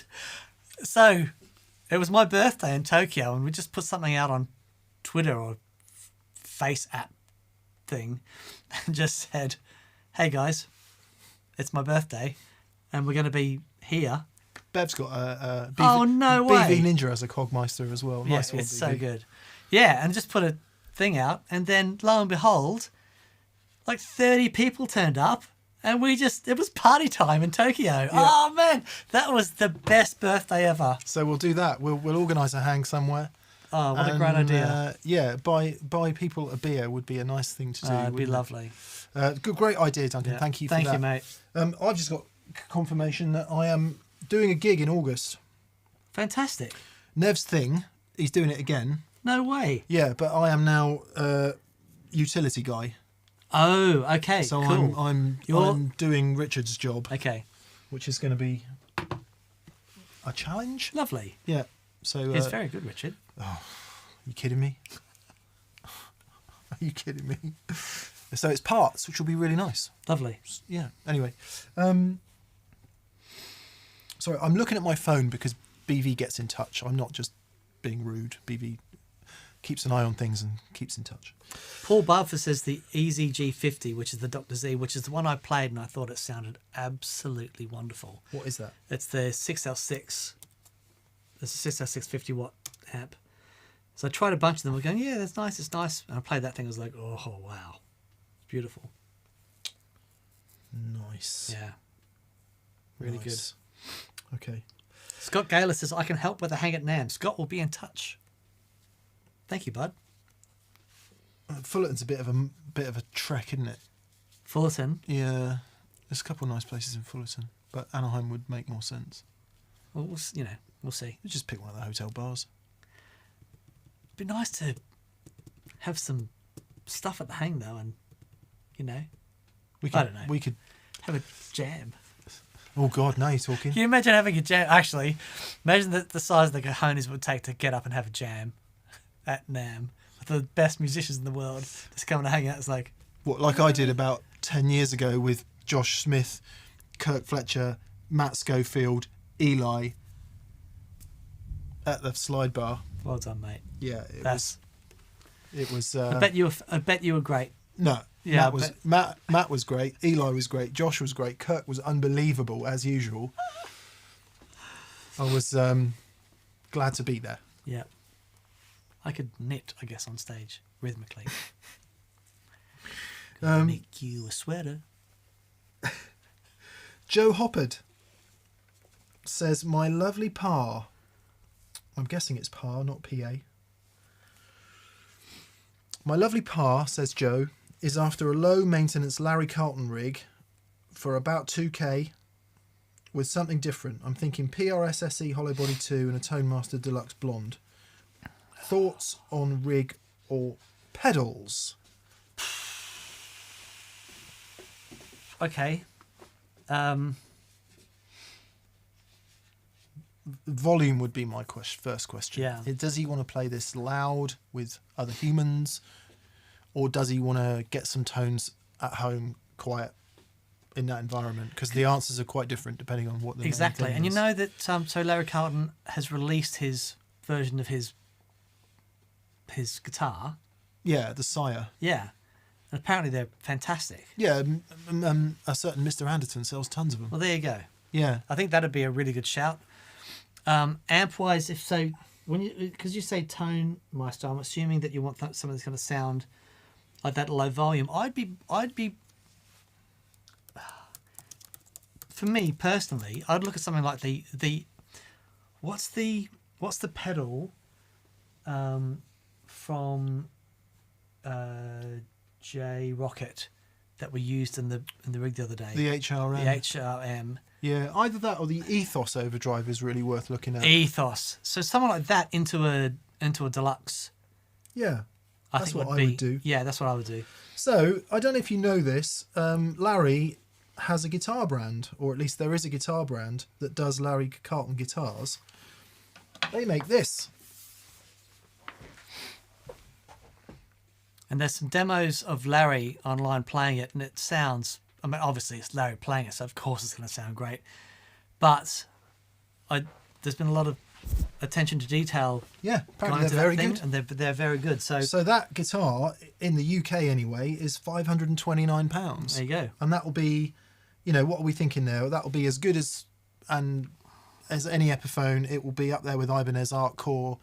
It will be that sort of level guitar. Yeah. And I know, he sells them, so he's going to say that. But Lee is really super impressed with them at Anderton's. Yeah. Pete really likes them. And if it's Larry, obviously there was the Valley Arts period. Oh, I like those guitars. They're But lovely. classic Larry has got to be a 335 style guitar, right? So you need that. That's number one. Yeah. Number two, you need a nice, cleanish, shortish delay. Yeah. The blue, royal blue.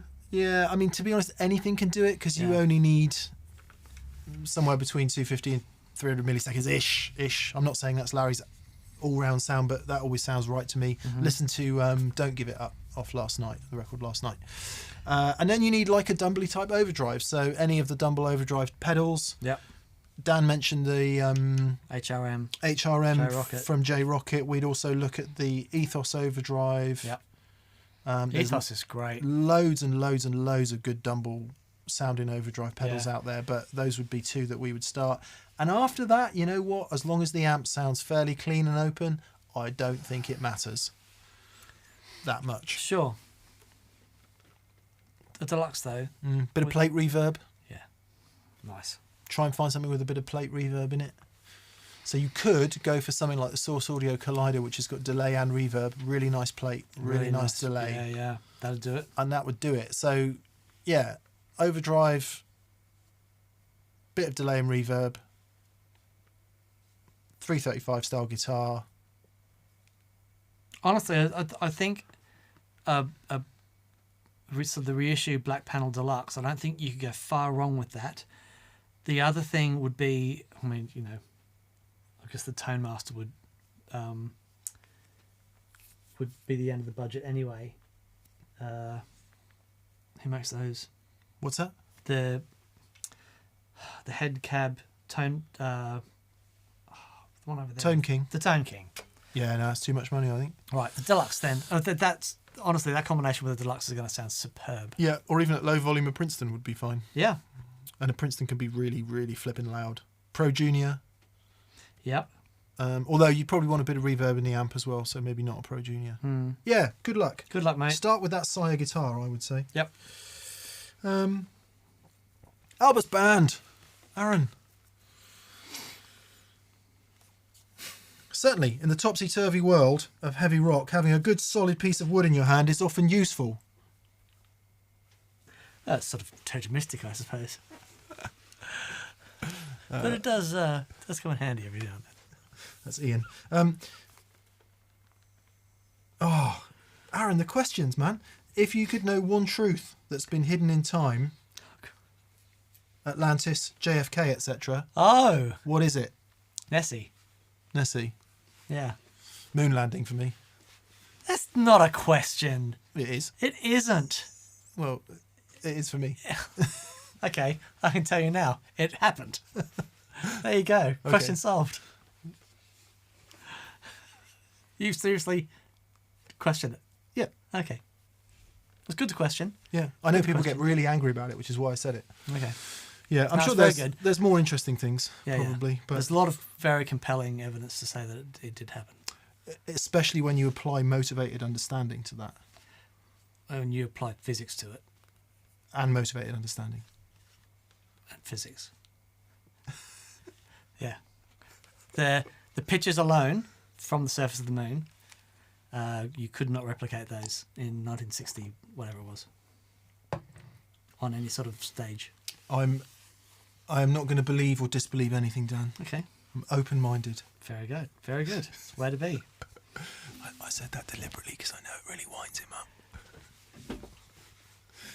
Dan loves science. I keep telling him it's always wrong in the end. But that's the thing about science. It's only ever. It's like science doesn't mind being wrong. It's a theory. It's like, and it's like, please prove me wrong. That's the beauty about science. As I said, it's always wrong in the end. It's always improving. Our understanding is always improving. Yeah. Yeah. I'm not anti-science. Don't get me wrong. I'm really pleased that, you know... Albert Spence says, oh crap, I've started something. Yeah, you have. Come on. That's what we're here for, isn't it? Yeah. UFOs is a really good one, though. That's always... I mean, mathematically, they exist, but also mathematically, how they would get here using the laws of physics that apply in this universe is like, how does that happen? But yeah, that'd be really interesting. Yep. Yep. It's all a bit dark, isn't it? That's the trouble with anything that anyone really wants to know.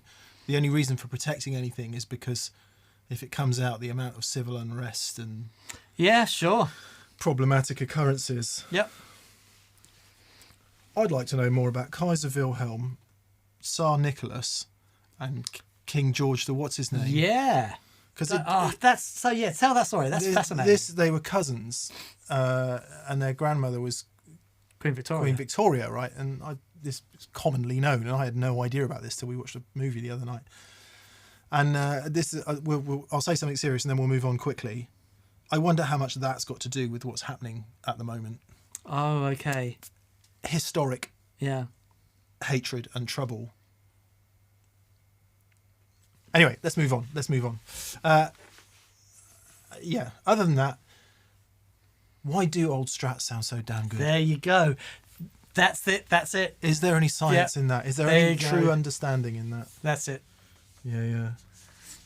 It's probably the most contentious thing we've said all night. David Burns says, I love the joke that NASA hired Stanley Kubrick to fake the moon landing, and he was such a perfectionist he insisted on filming there.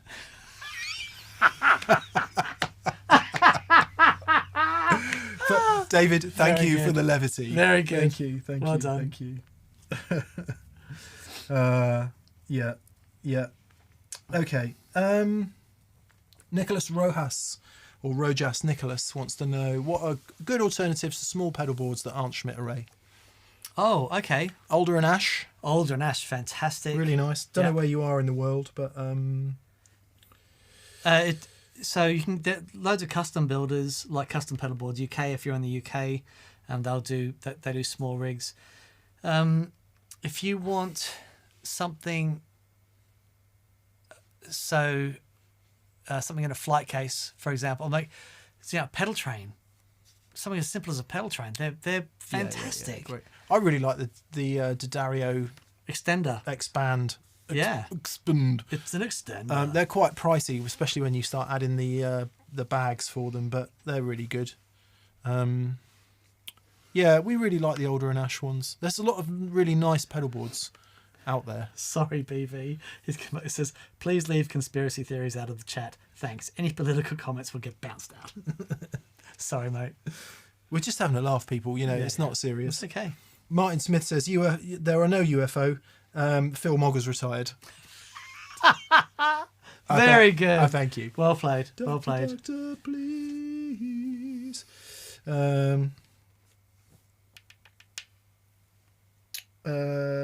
Yes. Jim Williams says, Dan, you say motivated understanding like it's a bad thing. That's Mick. No, it just is, isn't it? It is. It's how we understand everything is motivated understanding. That's what humans are and do. Oh dear, says Paul Matulovic. Drago Sound offers a useful, be careful, a sufficiently creative mind can always find seemingly meaningful connections between random facts. Yeah. That's what conspiracy theory is. There you go. Yeah. It's what any understanding is, in fact. Because we can't know it all, right? You can't know everything, and therefore you have to make connections between things to know what you know. Ah. Which is why you shouldn't believe anything. Moving right along. Simon Craddock, we've got Simon Craddock. We've got one from you, but no questions. So apologies if we've missed that. Brian D says, "Oh great!" And I was just typing in my conspiracy theory about how the original Quan was handmade by Sasquatch. How what? Sorry, It was handmade by the Sasquatch. What was made? The original clone. Oh right, yeah, okay. Very good. Very good. Brian Carpenter. Hi, DNM. My 8-year-old daughter and I are both in line for a first time. Hers singing a school talent show, me playing the guitar for her. Oh, how lovely. What would be the recommended rig? A simple acoustic guitar or an electric with an amp? Well, I would say acoustic. It depends on what you're doing. Yeah. But I would say acoustic only because of the you're going to be there. There's going to be 37 other families and their kids trying to get on stage. Yeah. There is something very human about an acoustic guitar. There is. As long as it's in tune, or at least nearly in tune. There's something very sort of connecting about an acoustic guitar, whereas an electric guitar can be quite abrasive, for want of a better word. A little bit arresting sort of sound over an 8-year-old's voice. Yeah. Might be that an acoustic guitar is a more appropriate accompaniment for an 8-year-old. Yeah, and you can guarantee... Unless you're doing Bring Your Daughter to the Slaughter by Iron Maiden, Bruce Dickinson. But the acoustic version of that's beautiful. Yeah. Um,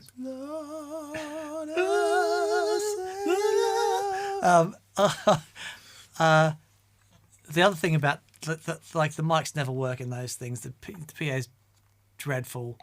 So if you can get an acoustic guitar and your daughter singing along to that, Yeah. it'll work perfectly. It will. Yeah. That's what we would say. There's no shenanigans with anything else. You're also less likely to barge her out the way, fall on your knees and do a tap-in solo. Less likely. Yeah. That never goes away completely. Yeah. You know. Sorry, Good luck, Liv. Brian. Sorry, Liv. I hope that's a good moment. That sounds like a really cool thing to be doing. Yeah. Mike 2203 fan. Hello, Mike. Nice to hear from you. He says, "Hi, DNM. Are Boss Wazza pedals worth going for if you have the original ones? I've got a BD2 and an FZ5. And a question about gig tickets, which I'll have to get Catherine to answer. Mike it says, is our email receipt a ticket for the event? I believe it is, yeah, but I'll get Catherine to confirm that. So he's got an original BD2 and an FZ5. Is it worth getting Wazza versions? It depends on why you want to get the Wazza versions. Are you looking to retire those because you don't want them out anymore? And if they still work and they still sound great, because the thing about Boss pedals is, man, they can take a beating. So I would say no, personally. Yeah, I would say not as well. Original ones. Yeah. The Wazza improvements. Dan and I have actually watched Wazza pedals being made. Just fantastic. Yeah. Really wonderful. I think go in line with some of the other improvements that maybe some of the boutique modders were doing. So things like lower noise floor. The Wazza pedals usually always have an extra function or two as well. So Yeah. a different mode. There's the S and the C mode in the... yeah, because they include those mods. And Yeah. So if that's something that you're after, then yeah, it's cool. But tone wise, I wouldn't say actually. no, I pretty much always prefer the Wazza ones over the new versions of the standard pedal. I agree. And I don't know whether that's because of the custom mode. I always prefer the custom mode actually. I don't know why that is. Certainly prefer it in the MT2.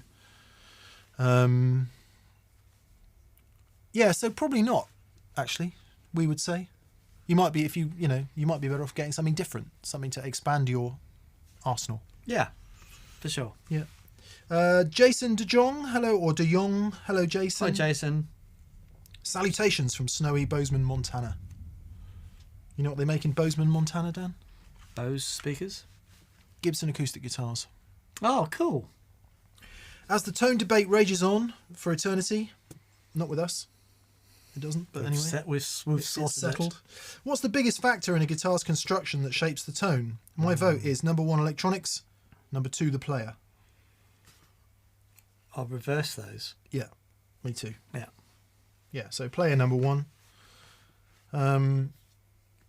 Yeah, then electronics, Yeah, but here's the thing. and then everything else. Yeah, But it's like, what's the biggest factor in a cake? Is it the eggs? Is it the flour? Exactly. Is it the sugar? If you take any one of those things away, it's not cake anymore. It's Yeah. it's a mess. It's a And you don't flan. You don't really want No, to it's eat a it. flan. It's Yeah. rubbish. Exactly that. Like, for example, my 65, I changed the saddles on it because I was having an issue with the old threaded ones. It's just a whole different thing. Everything matters. It's really, a wonderful conversation years ago with Analog Man. And we're talking about all this stuff, and I'm like, I posed a similar question. What's the most important thing? He's like, it all matters, Dan. It's all important. It's like, yeah, because it all goes in to make up this thing. So, yeah. But play it first. Yeah, first and foremost, off the top by some country mile. Yeah. There's a bit of that conversation actually with Joe. Yeah. In the podcast. I think you'll find that really interesting. If you know. Now, you don't want to conflate that with toners in the fingers. Because a player's sound is them. It's their connection with the guitars. And of course, I think Ainsley plugged in yesterday. Dan and I were next door trying to decide what we were going to talk about in our session. And he played one note. I was like, that's Ainsley. Yeah. And it was a combination of tone, and I just knew it was Ains. Yeah. And you can name all your favourite players in history and say you know them from a few notes because that's what they sound like. But at the same time, you can't hear them if they're not plugged in. So tone is in the fingers, but you also need a few watts to make it come out. Sure. And where are they happiest? Yeah. At what point is that player the best version of themselves, or at least a happy version of themselves where you get a performance? So to say tone is in the fingers is almost to say all the other stuff doesn't matter, and it's just not true. It's like, yes, a player's sound is within them. The best version of that is where all the rest of it comes in. And he's... for however many years we've been sat here doing this, one thing has become crystal clear to me, and that is that every single thing matters. Absolutely. No question. Yeah. No question. So... No question. Yeah. Nicholas Rojas just says, I just bought a D&M drive from Reverb Thank you. and shipped it to Peru. This pedal is amazing. Thanks so much. Thank you, buddy. Appreciate Thank you. You can hear the D&M drive quite a bit in this week's video, and indeed... Oh, no, it was the last two, wasn't it? The Boss, the Space Echoes. The one that went live on Friday and last Friday, there was quite a lot of D&M drive in cool. that. This Friday, we're asking, did we get wet, dry wrong? Where we look at proper wet, dry, wet, which is pretty interesting. Fascinating. And then the week after that, we do valve overdrives, which is equally fascinating. Yeah, awesome. We were battered after that, weren't we? It was a I big was day. physically problematic the next day. I had to pull over on the way home and have a nap Did you? before I got home. I was about absolutely knackered. Being belted with 100 dB, it just really tires you out. Yeah. Yeah. Anyway, In the most beautiful way.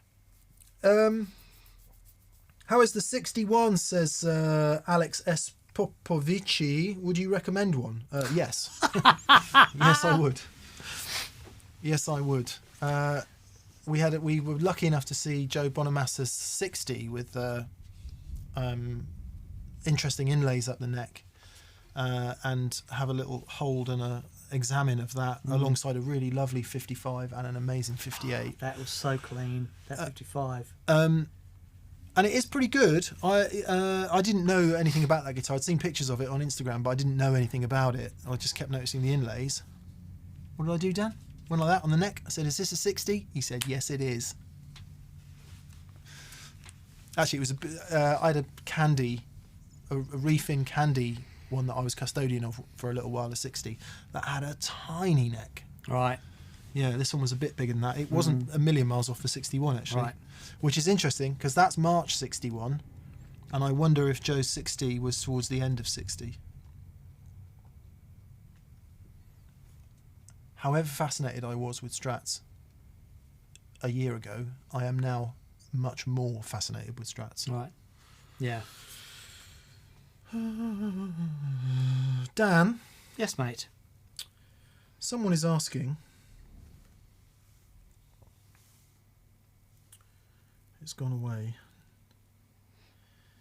How do you balance finger health and safety when you're doing your Brazilian ball grabbing and guitar? Sorry, Brazilian jiu-jitsu, very serious ball grabbing sport. So fingers are everything. You need to be... So, okay. Just very quickly. I'm purple belt now. I've got to do an updated video. What I found is there's a specific way to tape your fingers. And I always tape, on my left hand, I always tape these two. My right hand, not so much. I'm right-handed and I don't tend to injure these, but your fretting hand, because you've developed such fine motor skills in these fingers, I find that there's a lot of grips in jiu-jitsu, And when you're starting out, it's very easy to overgrip, and you can actually do serious damage. The other thing is, if your fingers are, you know, sort of sticking out, they're very easy to damage. So there's a specific way that I tape these two fingers together, and sometimes these. The other really important thing is, if you're grip fighting, or you're getting ready for your takedowns, don't leave your thumbs hanging out, because it's really easy for the other guy to come over and snap. And I've had that done to my right hand before. Get the practice of keeping your thumbs in tight before you go for a takedown. The other thing is balancing your jiu-jitsu with practice. It's super, super important. How do you stick your thumb right up his bum if it's in?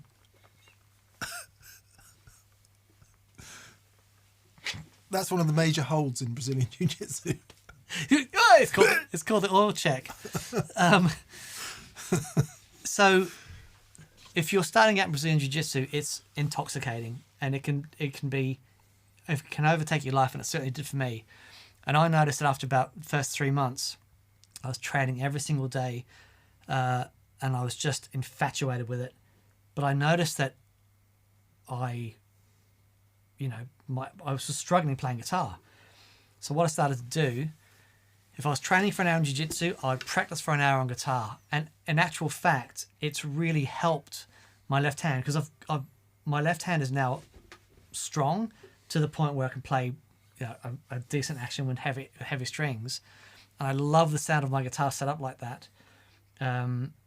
So it can actually be beneficial for your hand strength. But you need to balance with practice. Yeah. Super, super, super important. The other thing is stretches with your fingers. Finger massage and doing simple stretches and making sure that, you know, you don't end up with a hand like a claw. Yeah. A lot of jiu-jitsu guys are going to end up with really bad arthritis and stuff when they get older. I think all that stuff is equally relevant to anyone who does a manual job. I met a guy recently who's a professional sprayer and sprays things for a job and has been doing it for years and years and years. And because holding the gun and all of that, I guess it's a extreme version of RSI, isn't it? Where it just becomes a position. So. Absolutely. Actually, someone just pointed out Justin Sandercore broke his little finger doing BJJ. Did he? So I'll just do a really quick video on Insta and show you how I tape these two together, because there's a way you can tape them to keep them mobile. Yeah. So you can still train. And since I've been doing that, I've had no issues whatsoever with the hand. Yeah, it's great. Yeah. A few quick ones. Duncan Plexico, Steve Morse, proper wet dry. Yeah. Yeah, we talk about that in the did we get wet dry? Yeah, I don't know what his rig is now, but the rig I saw him with, absolutely proper wet dry. Dan uses him as a specific example because he has separate volume pedals for different wet stuff. Yeah. Casey Corrigan says, I hope to see the Butler tube driver in the Valve overdrives. Well, hello there. You're so pretty. In fact, aforementioned chap who had a bit of arthritis in his hands after years of spraying stuff sold us that. Yeah. Oh, man. What a thing. Yeah, we started off going, that doesn't sound very good. And then at the end going, holy moly, that sounds amazing. Yeah. And there was one other here. Maybe I've missed that. Oh, Brian D. Do you run your D&M drive both sides or one at a time? I will either have just mix side or mix and my side. Generally, I have both sides on. I have my side going into mix side. Yeah, same. I use my side for like somewhere between a tube screamer and a Klon boost with a bit of overdrive, not hardly any, like almost like a boosty thing. And then I switch Dan's side on for the kind of gainy solo lift and really like it like that. Yeah. Yeah. Because there's loads of volume in it. So your side after me? Yeah. Yeah, okay. Yeah, so the same.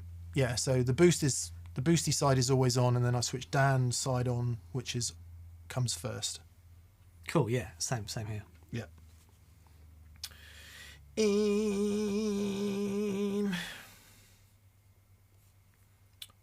Are we through the super chats? No. Oh, okay. Philip Bate, greetings from Laneyland. Cradley Heath, I believe.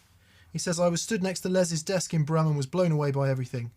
We'll be going to see Ainsley and Bilston in August. Thanks lovely. for everything. Oh, you're so welcome, mate. Yeah, nice to see you, Yeah. Philip. And actually somebody else was on here who said, nice to meet you guys, who helped us with carrying the stuff. It was Martin Smith. Martin, thank you for your help. Martin helped us carry some stuff around. And Martin, was he the guy that said I'm built for carrying stuff? Yeah. Okay, yeah. Yeah. Thanks so much, Martin. It was very kind of you. Right. Scott Irwin says, gents, I own a telly that rings like a piano. It's great. And a Strat that doesn't. I realise the Strat is more mechanically complex. Should I expect them to be closer, or is my Strat just meh? Mate, you can have two guitars come out of the same factory on the same day, serial numbers right next to each other, and they can be completely different. It's one of the mysteries about wood. Actually, really great conversation with Carl Longbottom from Longbottom Guitars, who's been a carpenter joiner for forever, has a very amazing understanding of wood. It's like sometimes the wood just does a thing, and sometimes it doesn't. Yeah, that's my I'm my trying experience to tune of up it. these Strats Right. to give you an indication.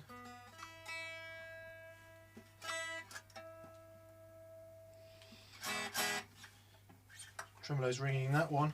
I'm just going to play all these Strats for you acoustically. Some of them are in E flat and some of them are in standard tuning, so they're going to sound different, right? But Yeah. Right. the acoustic resonance of each of these guitars is staggeringly different. Wow. Okay. Otherwise known as a vulgar display of Strats.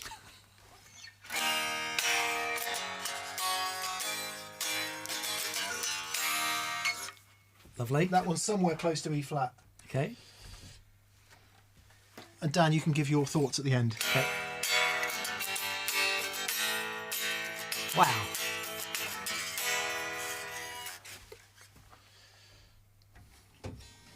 This one's definitely in flat, E flat. That's a powerhouse, that thing. That's a powerhouse.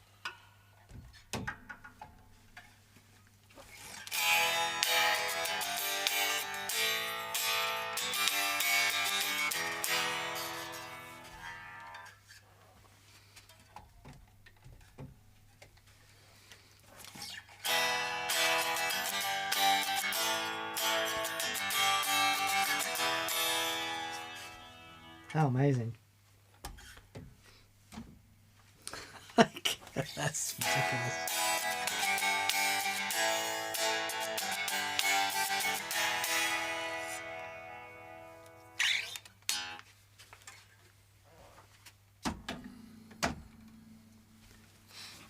The 70 is twice as loud as any of the Twice others. as loud as the other one. The 61 resonates in a way that the other ones don't. Blue has got a mid-range, like an upper mid-range to it, but it's soft. The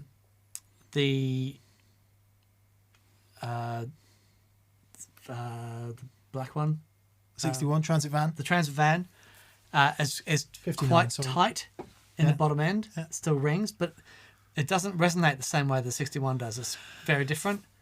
So what you are then tempted to say, well, none of that matters when you amplify it.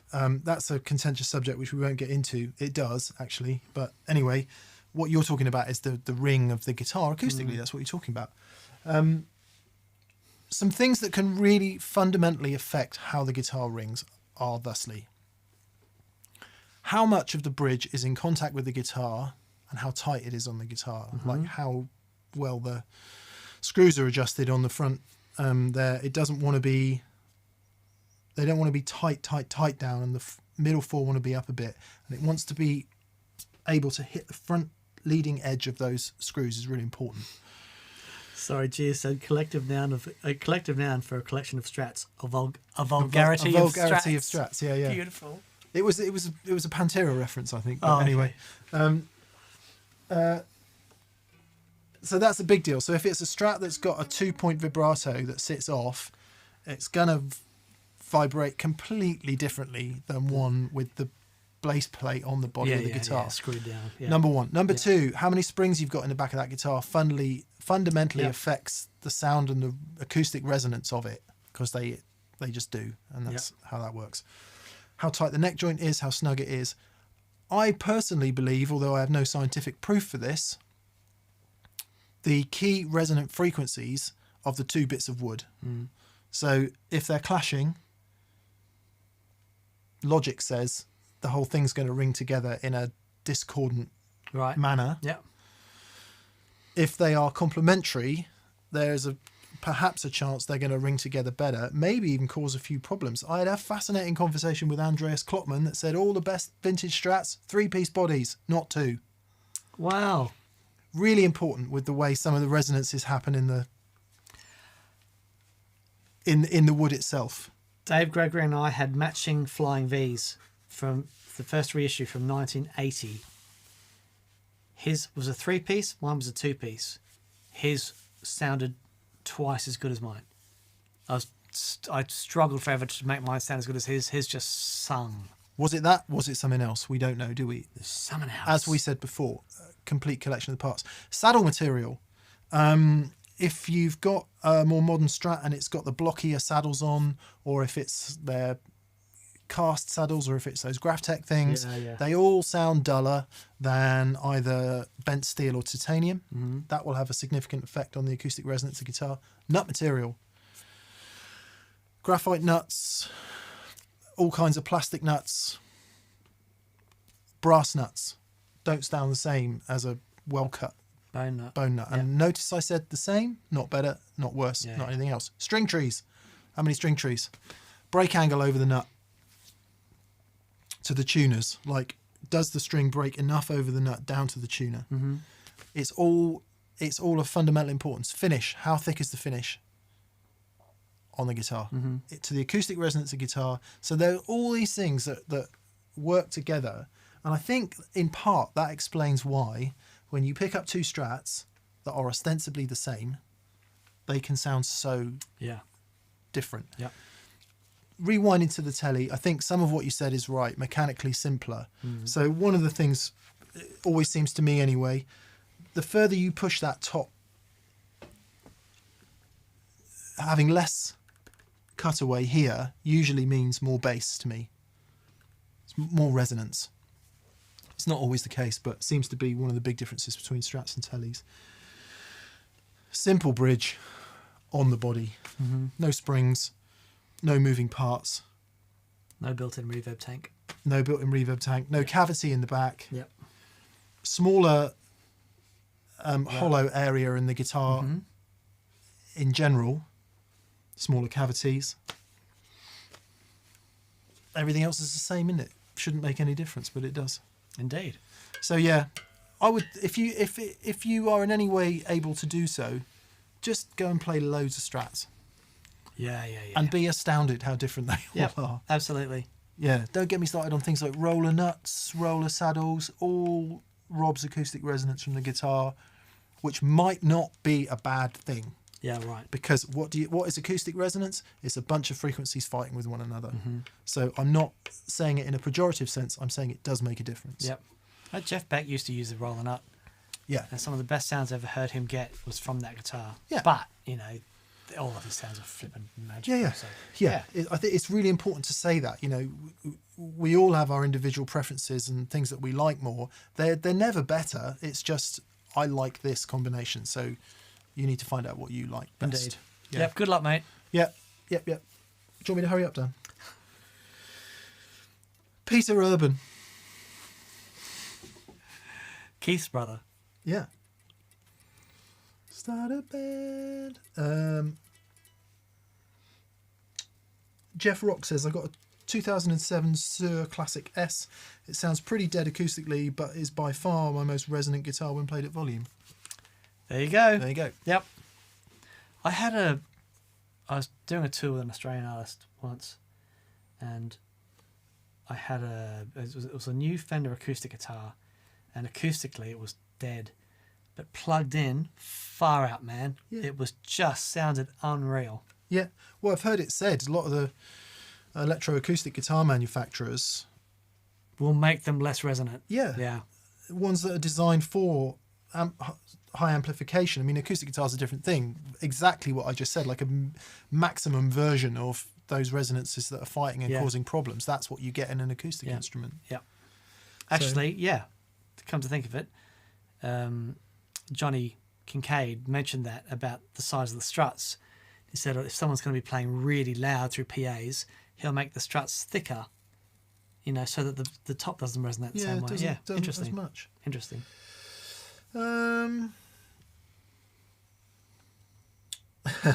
Dan drives on. He says, we can cure Strat addiction. Well, Dan, I'm not sure we can, mate. I saw Dan last weekend in Germany. He's got a very nice Selmer Refin 63 and a 64 white one. And again, they're so different. Yeah. So different. Peter Urban. Hello, Peter. As always, looking forward to the show from Calgary. 2 questions. What's the best MIDI controllable phase switch / isolation transformer?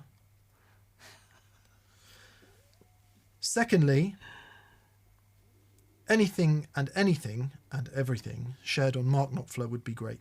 Rigs, tones, technique, stories. Very good. MIDI controlled phase switch isolated transformer thing.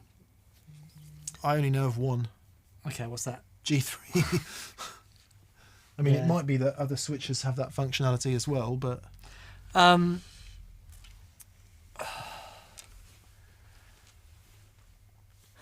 It's not. I can do a MIDI control one. That's not tricky, but yeah, I understand the need for them. Because if you're doing a wet dry thing and you're changing pedals that flip the phase on one side, then you need to be able to flip the phase in it. So yeah, I don't know any of them that are MIDI control. There must be something. Have a look at, I don't know if Lale do anything like that, Layla, whatever they're called, or Custom Audio Designs, or Custom Audio Electronics. Yeah, sorry, I'm not sure. I'll let Mick talk about Mr. Knopfler. I don't have any Knopfler stories. I've never met him. Haven't you? No. He's been in magazines that I've been editing, but I never actually met him. He's such an interesting guy because, some of the most important guitar sounds ever recorded. Clearly a masterful player. So musical. You could talk about him for days, and I've said on this channel before, I hadn't quite realised how much Knopfler influence is in my playing. Yeah, absolutely. Which I didn't even really notice, just because the music was so ubiquitous and always on in the house or on the radio or something like that. So I've ultimate respect for the guy. But tone-wise, I guess, it changed, didn't it? Think about, I guess Communique would be as early as I know Dire Straits, really. I mean, I guess they were around before that, but Communique is the record that is my favourite record of what I would think of as earlier Dire Straits. And that just sounds like, I don't know that it is, a Strat into a clean amp with some compressor. Yeah. An amazing technique. Yeah, it's interesting because he plays in. I guess it's not unconventional, but as far as most electric guitar players are concerned, that finger style is unconventional. But he is so masterful at it that he can create sounds that we're just not used to hearing on electric guitar. Yeah. Yeah. So beautiful. clean as well. Some of those sounds from that period are so clean. But then, come forward even just a short time from there to Brothers in Arms, and the textural layers on that record are astounding. Yeah. The Les Paul, obviously, that we know all about, but loads of other great textures and tones. So I think he spans such a huge gamut of overdrive, clean, compressor, studio production and all of that. And yet what comes through, harking back to what we were saying about earlier, what comes through more than anything is him all the time, isn't it? Yeah, of course. So distinctive. Yeah. So unbelievably distinctive. So sorry we can't be more help on the Knopfler thing. I don't actually know that much about him. We've seen pictures, right? We've seen pictures with Strats, the Pensa Sir guitar, the crazy flame top thing, with his Schecters for a little while there, the Les Paul, obviously. Mm-hmm. I know his favourite Strat's a Fiesta Red that he was inspired to buy after seeing Hank Marvin, like everyone else of that period in the UK. So, yeah. DK mode. What textures are you aiming for when you stack two delays? Do you have particular delay styles, analog or digital, for example, that you like to stack? Says DK mode. Yeah, so I mean, I love an analog short delay and a digital long delay, or a tape long delay, and I love them in parallel. But sometimes stacking a couple of long delays with long repeats and the way that they work together, you can create these beautiful ambient textures. Stacking delays, it's when we've done them on shows before. I think we've done a specific show on using multiple delay pedals together. Some of the sounds you can create are just really wonderful. Yeah, I'm with him. Short one and a longer one. Short one will either be a short analog, either for a slapback or something similar to that, or it might be a room. Yeah, I really like short room delays, and then something longer. What I've never been very good at is the rhythm, really understanding the rhythmic delay thing. So if, for example, we the edge, quarter note and a dotted eighth, the classic thing. Yep. So if you get that tied down, that's a really good way to stack two delays. But yeah, once they get really long, as long as the repeats aren't too bright, you've got quite a lot of latitude in all of that. Not too bright and not too loud. But yeah, so analog and digital, short then long. Yeah. Rather than long then short. Well, it won't really make too much difference because the short one's gone. Yeah, but you've still got your dry through is still going to the short, so you still hear the short first before you get the long one. Yeah. Damien from Kurt Mag and Strings has just texted me to say he served Mark Knopfler a gin and tonic once, if that helps. Cheers, Damo. Beautiful. Yeah, good luck with that, DK. Amoeba Teen. Hello, Amoeba Teen. Hi, gents. I'm considering swapping out my custom shop 58 pickups from my telly for something with a bit more push. Maybe P90 like. I want to keep the single coil footprint. Any thoughts? Interesting. A P90 in a Strat style pickup. Telly. Oh, sorry. P90 in a telly style pickup. Yeah, 58 pickups in his telly. Oh, okay. Oh, man. I'm no good. You could check out some of the higher power single coils, like the Cobra from Bare Knuckle, might be worth looking at. Or the Joe Bardens, the Rails. Not quite the same thing as a P90, but pretty cool. Or have a look at, not the Invader, what was the Quarter Pounder? Seymour Duncan do a Telecaster Quarter Pounder. That was going to be my suggestion. Flippin' epic. Yeah, Seymour Duncan Quarter Pounder was exactly going to be my suggestion. Yeah. Now, if you check out Jason Lawler, also Cream Tea pickups in the UK, also the Creamery pickups in the UK. Actually, Cream Tea, are they UK? Yeah, I think so. Anyway, Cream Tea, the Creamery and Lawler. Those are three brands of many who do lots of really interesting options on all kinds of pickups. So it might be they do something. I mean, the thought of getting a P90 into a telly neck feels difficult. Challenging. Yeah. But yeah, Seymour Duncan Quarter Pounder is where we would start. They just sound monstrous. They do. Utterly monstrous. Yep.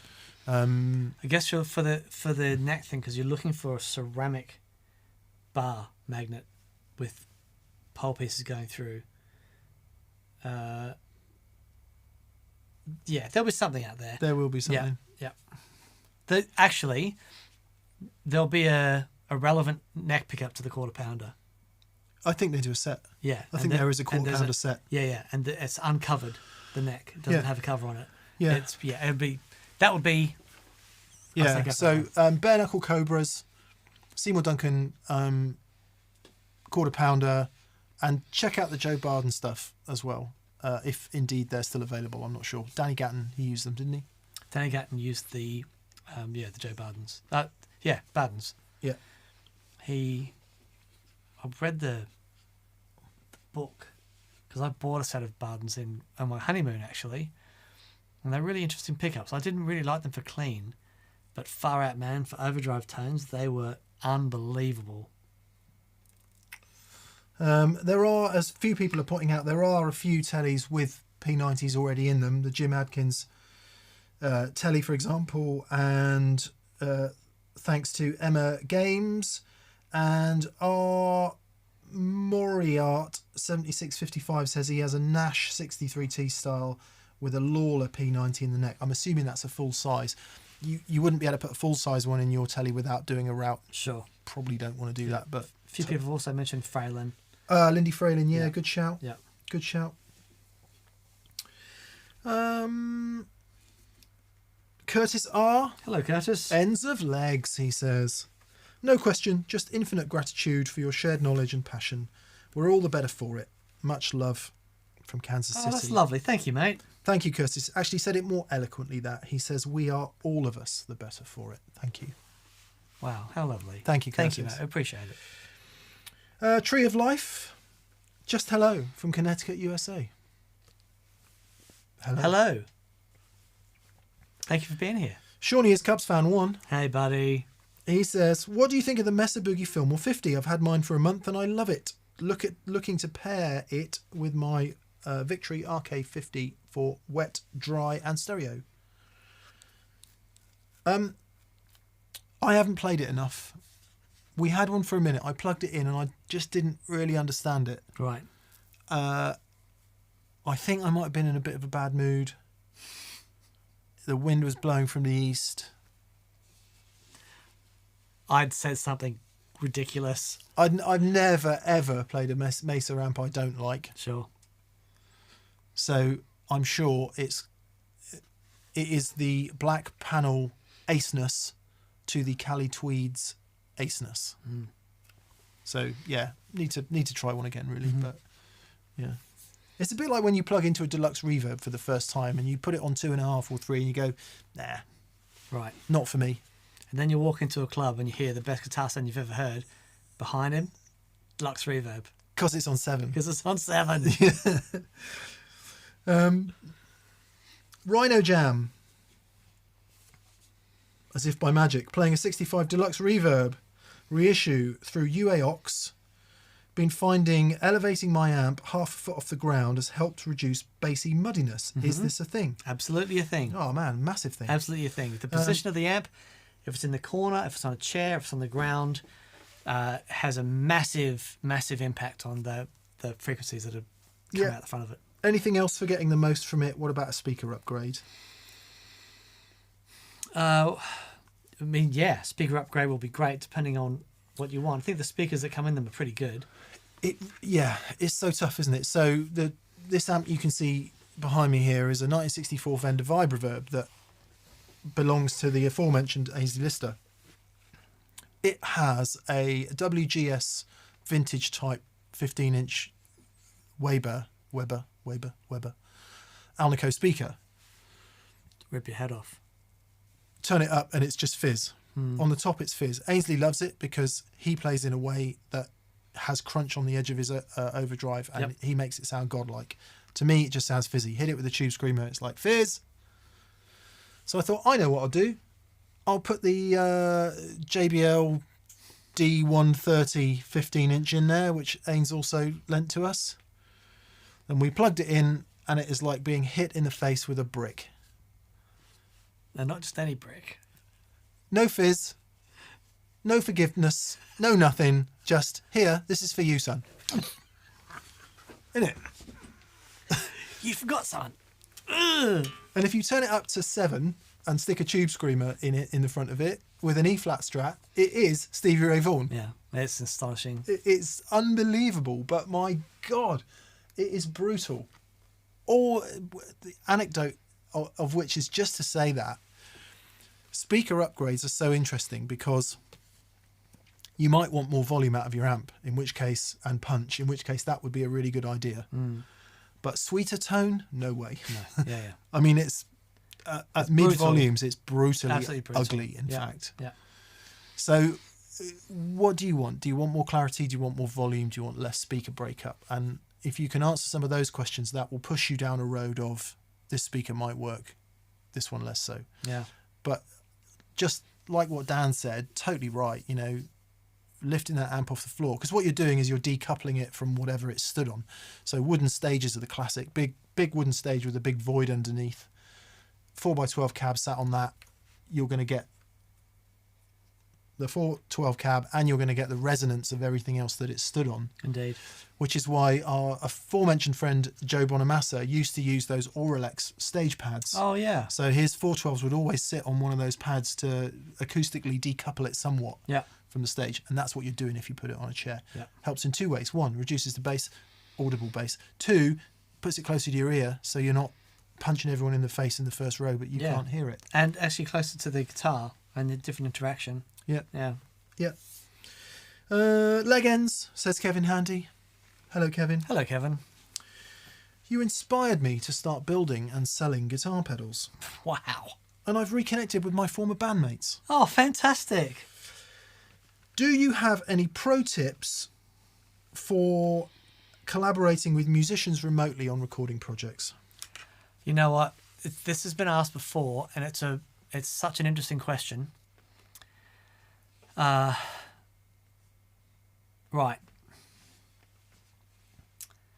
I'm writing at the moment with my new band. Well, it's basically Tin Spirits, but with Paul Stacey on guitar instead of Dave Gregory.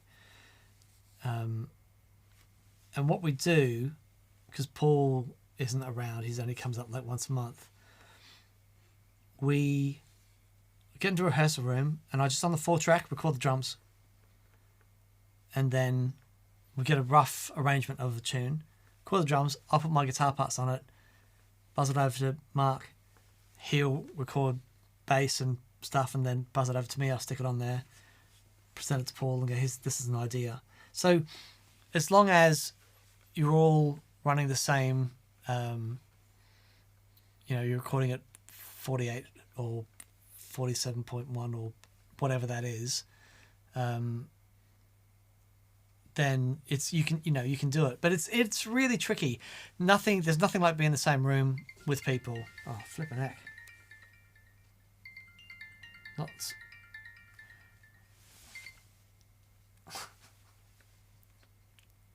Yeah, sorry about that. Sorry? Who was it? Anyone interesting? It's Martin Smith from Schmidt-Array. Oh, nice. Yeah. Hello, Martin. I saw him in Germany as well. Did you? Yeah. Oh, cool. Yeah, what he said. The danger with passing loads of files around, and this is whether it's music or any kind of file you can think of, is that everyone has the chance to edit it, obviously, which is, for a control freak like me, totally unacceptable. So... We're just at the writing process, and that's fine doing that. It depends what the band dynamic is. If Yeah. someone is in charge, then they should hold the master thing, and they should just bounce out mixes to people and send them and say, stick a guitar down and send me the WAVs Yeah, back. that's what I'm doing. Yeah. Yeah. So, no one's got access to the master thing except the tyrant who is in control of it. Yeah. Hello. Again. I guess it's hard, isn't it? Because then there's so much that happens in the personal interaction Yeah. of music that's so valuable. It's nothing like being in the same room with someone writing music. It's so funny, because it's been so long since we've done it. And I used to write a lot with Mark. And just being back in the same room with him, making music again, it's like, oh man, I've missed this so much. And a couple of weeks ago, and we just laughed for like 3 hours. It was so much fun. And came up with another song at the end of it. It's like, I've really missed this. Yeah. And it's really, really great. I guess conversely, if someone's a bit nervous or reticent to come forward with an idea or feels a bit of pressure, that could be a downside of being in the same room. So it might be that having your own freedom and your own time just to let the ideas, I was going to say, blossom or fester. It could also be. So I guess you just got to do it, haven't you? You just got to try it. Absolutely. And see if you can find a groove, see if you can find a process that kind of works. Yep. I don't know about you guys, but Paddy sent me something 3 months ago and said, "Can you play guitar on this?" Right. I'm like, yeah, I really want to. And I just haven't found the time. So how do you prioritize it? Because for those of you with your old bandmates, one of you will be this interested and one of you will be this interested, and the rest of you are in between, and you somehow need to manage that. Yeah. Not that I'm not interested, Pad, by the way, just priorities, Of course. life. I guess the thing, because to record anything takes me 3 days. Yeah. So, see, I've got a setup at home where I can plug in and I've got a sound in 30 seconds. That it's a trick that I learnt from Pete Thorne about if you're going to be recording stuff, you need to be able to plug in and turn on and go. Yeah. Because otherwise you get lost in the detail and those moments leave you. So I've got my ISO cab, my Grossman ISO cab next door, going straight into the my Universal Audio Apollo Twin, and I can be recording guitar parts in 30 seconds, and it's flipping brilliant. I've got my format for like the 4 tracks that come in. Yeah. So you just go, and it's done. Yeah, it's really great. We're more or less that here. It takes me about 5 minutes just to stick a mic on an amp, turn everything on, and go. But the 3 days for me isn't how long it takes to get recording. It's understanding the track, understanding the part that's required, and then routining it to the point where it sounds natural, second nature, muscle memory, rather than because I'm not the kind of guitar player that could just look at a chart and play something good. I have to fully ingest it and live it, like the sort of, I guess, the musician's equivalent of method acting. Sure. Because I don't have the technical knowledge to be able to do it that quick. But you're talking about recording keepers. I'm talking about recording demos. Oh yeah. You know what I mean? I guess there's a big difference there. Yes, there is. Yeah. There is. And actually, I like your approach because you're more likely to get it done. Oh yeah, we're getting it done. That's my problem. I just won't let it go unless it's perfect, and it's never perfect. Right. Which is why I never record anything. Hopefully something was useful in that, Kevin. Paul Matulovic. Hello, Paul. Hello, Paul. He says, I got the Gretsch. Well done, mate. Congrats. And he says, and besides the action choking in the high register, it's a bit awesome. You should be able to get somebody to dial that out. Yeah. Quite often on a guitar with like a overhang like it's got, you might get a bit of fishtailing going on. It could be that. Yeah. But normally they should just go off a bit. Yeah. They're great guitars, mate. They're great guitars. Well done. Guitars of vintage. Says Celestion Alnico Cream. Nice. Or Jensen P12N for a Tweed Deluxe and Blackstar Silverline 100-watt head rated at 4 ohms. So can use Blackstar with 8 ohm speaker.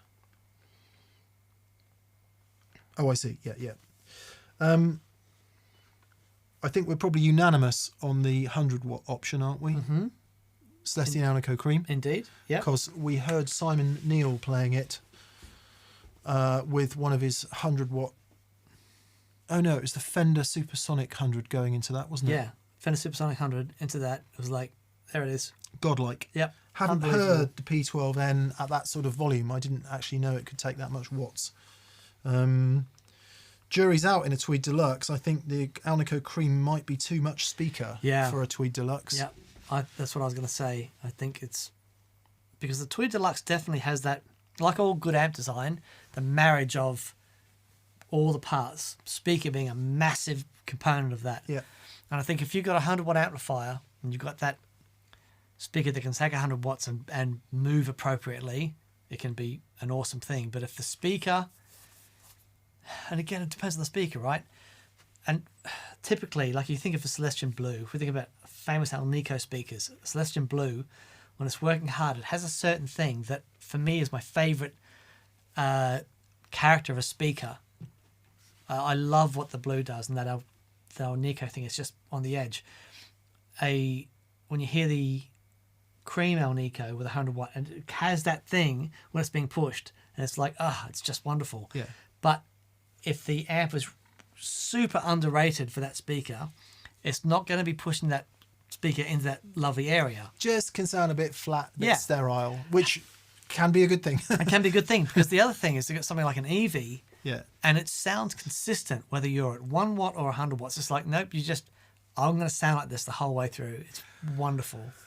Man, the more I hear EVs, the more it's like, I love these speakers. Yeah, they're great. They just do what you want them to do. They do, and they don't fizz and stuff. So maybe there are people who know much more about Tweed Deluxes than we do, and I think if you go through the Vintage Amps podcast, Truth About Vintage Amps with Skip Simmons and Jason Verlind, I apologise if I'm not saying Verlind right. I don't know if it's Verlinde or anyway. The Truth About Vintage Amps, search through their past episodes podcast, and you'll probably find one that talks about speakers, because they do talk about Tweed amps quite a lot. And Skip's obviously seen more Tweed amps than any grown human has any right to. I would go for something a little more forgiving in a Tweed Deluxe, personally speaking. Even a Blue for that matter, because I know the Tweed Deluxe is potentially rated at more watts, but unless you run it flat out, it's not putting them out. Well, my J20, which is 22 watts, has a Celestion Blue in it, and it's just magic. That's 2 6L6s, isn't it? 2 6L6s. Yep. It is absolutely magic. Yeah. Those Blues can take it. I mean, they will push too hard, but... Yeah, if you see a little asterisk appearing here on the screen that says they might not take it, don't blame us. They're not going to take 100 watts. It's an expensive speaker blow, watts. isn't it? It is. Eric Cuscu, Errol Cuscu says, if I dime my amp but have an always on pedal to control the volume, are there any cons you can find in this? If you dime your amp and have an always on pedal to control the volume. Okay, so you're talking about an underdriver. Yeah. That's the best way to do it. I love doing it like that. I think Errol means, sorry, I'm really sorry I keep calling you Eric. Errol, I think what Errol is saying is that he's always got the pedal on. So he's not using it as an underdrive and then flicks it off. Oh, okay. No, not at all. You are, so the amp, you've got dimed, and you really like the sound of the amp when it's working, and you're controlling the input level by a pedal. It's a great way to do it. As long as you can control, as long as you're happy with the noise floor from the amplifier, then it's great. You may well go through tubes a bit quicker, but given that you're not driving the amp hard, it's not going to be that much quicker. Yeah, no, I think it's golden. Yeah, if you like the sound. Yeah, totally. Yeah. Noise floor is the biggest thing, because obviously the more you turn the amp up, the more gain is happening through the whole circuit, and the more you'll hear out the speaker. So, Yep. Nice. Lovely. Jim B. Hey, Jim. B. Hello, Tippy Toes. Akron, Ohio says hi.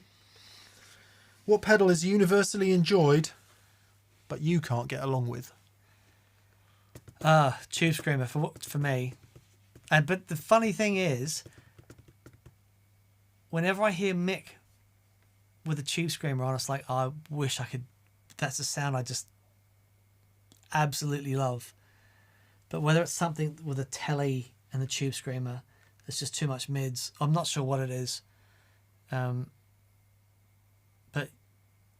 or just my rig. I think it's more to do with the kind of amp sound and response you like. Right. I think it just takes away too much of, because Dan likes visceral, loves treble, loves punch, loves quick.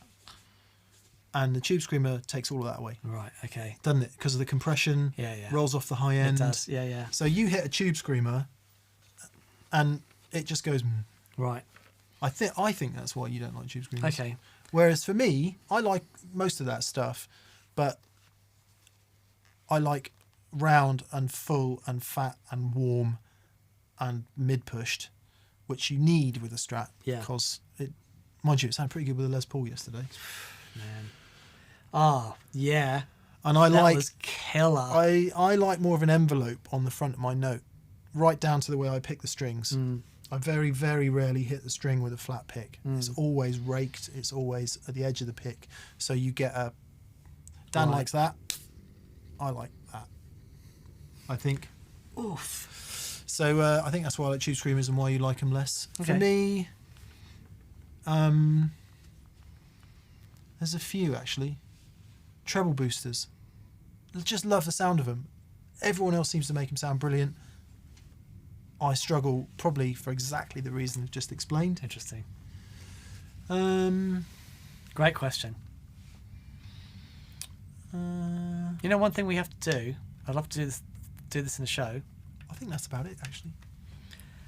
We should think about the pedals that we used or haven't used for like years and years and years, and go back and revisit those and see what we think about them now. Great.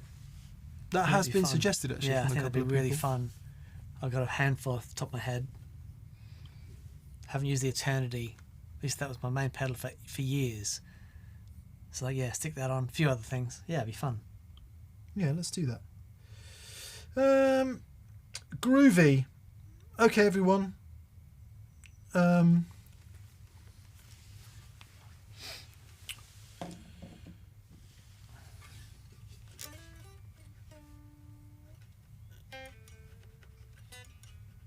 Henry says, I believe it's Verlindi.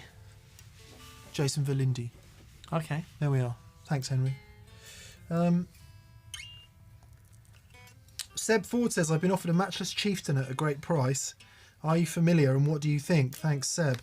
Terrible amp, Seb. Don't buy it. Just Give us the details. Give us the details. We'll sort it out. And we'll just solve everyone's problems. Man alive. Did you hear Handsome Dave's chieftain? Flippin' heck. Oh my god. Don't tell Dan, but I actually prefer it to the DC30. Really? Yeah. Wow. Yeah. It's an astonishing amp. If what you like is visceral EL34, loads of everything. Yeah. Yeah, it's wonderful. It's just a magic thing. And if you can whack it up and get it driving a bit, what a flipping magic amp. Yeah. And if it's a good price and you don't like it, you're always going to be able to sell it because there's not that many of them around. Who did I hear using one plays in Sheryl Crow's band? Peter No. Stroud. Oh, Audley Freed? Audley Freed. Or heard Audley Freed through one. Yeah. It's like, Yeah. Homer Simpson. Drooling. So good. We will leave the last comment to our good friend Paul Matulovic, Excellent. who says, bring back the Carpe Diem and the pedals we haven't played for ages. Oh, yeah. First ever TPS It special was. edition pedal That's we ever did. Yeah, okay. Fantastic. Yeah. Yeah. Oh, Andy Martin's on. I don't know if it's the same Andy Martin. Probably not. It might be the Andy Martin we were talking to earlier. Or he was Martin Andy. No, anyway. He said, revisit some old TPS shows and see if you have different thoughts now. That's a great idea. We definitely do. We definitely do. Groovy. Buzz Crumhanger says, what about the Clubman then? Yeah, I like the Clubman as well. That's one half of a DC30, is it?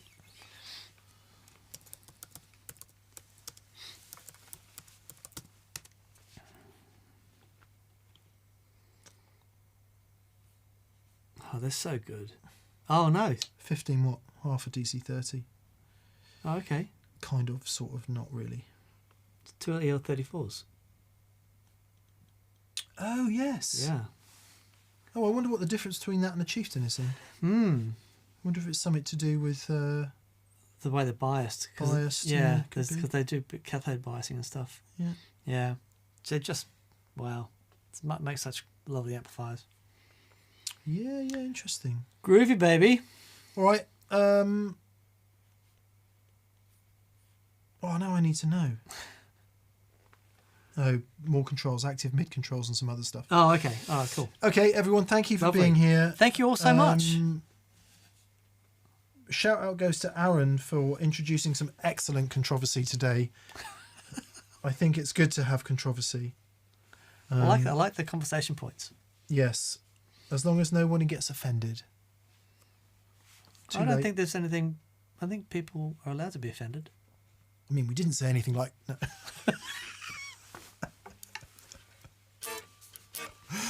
Play some offensive music, Dan. See if we can offend people with that.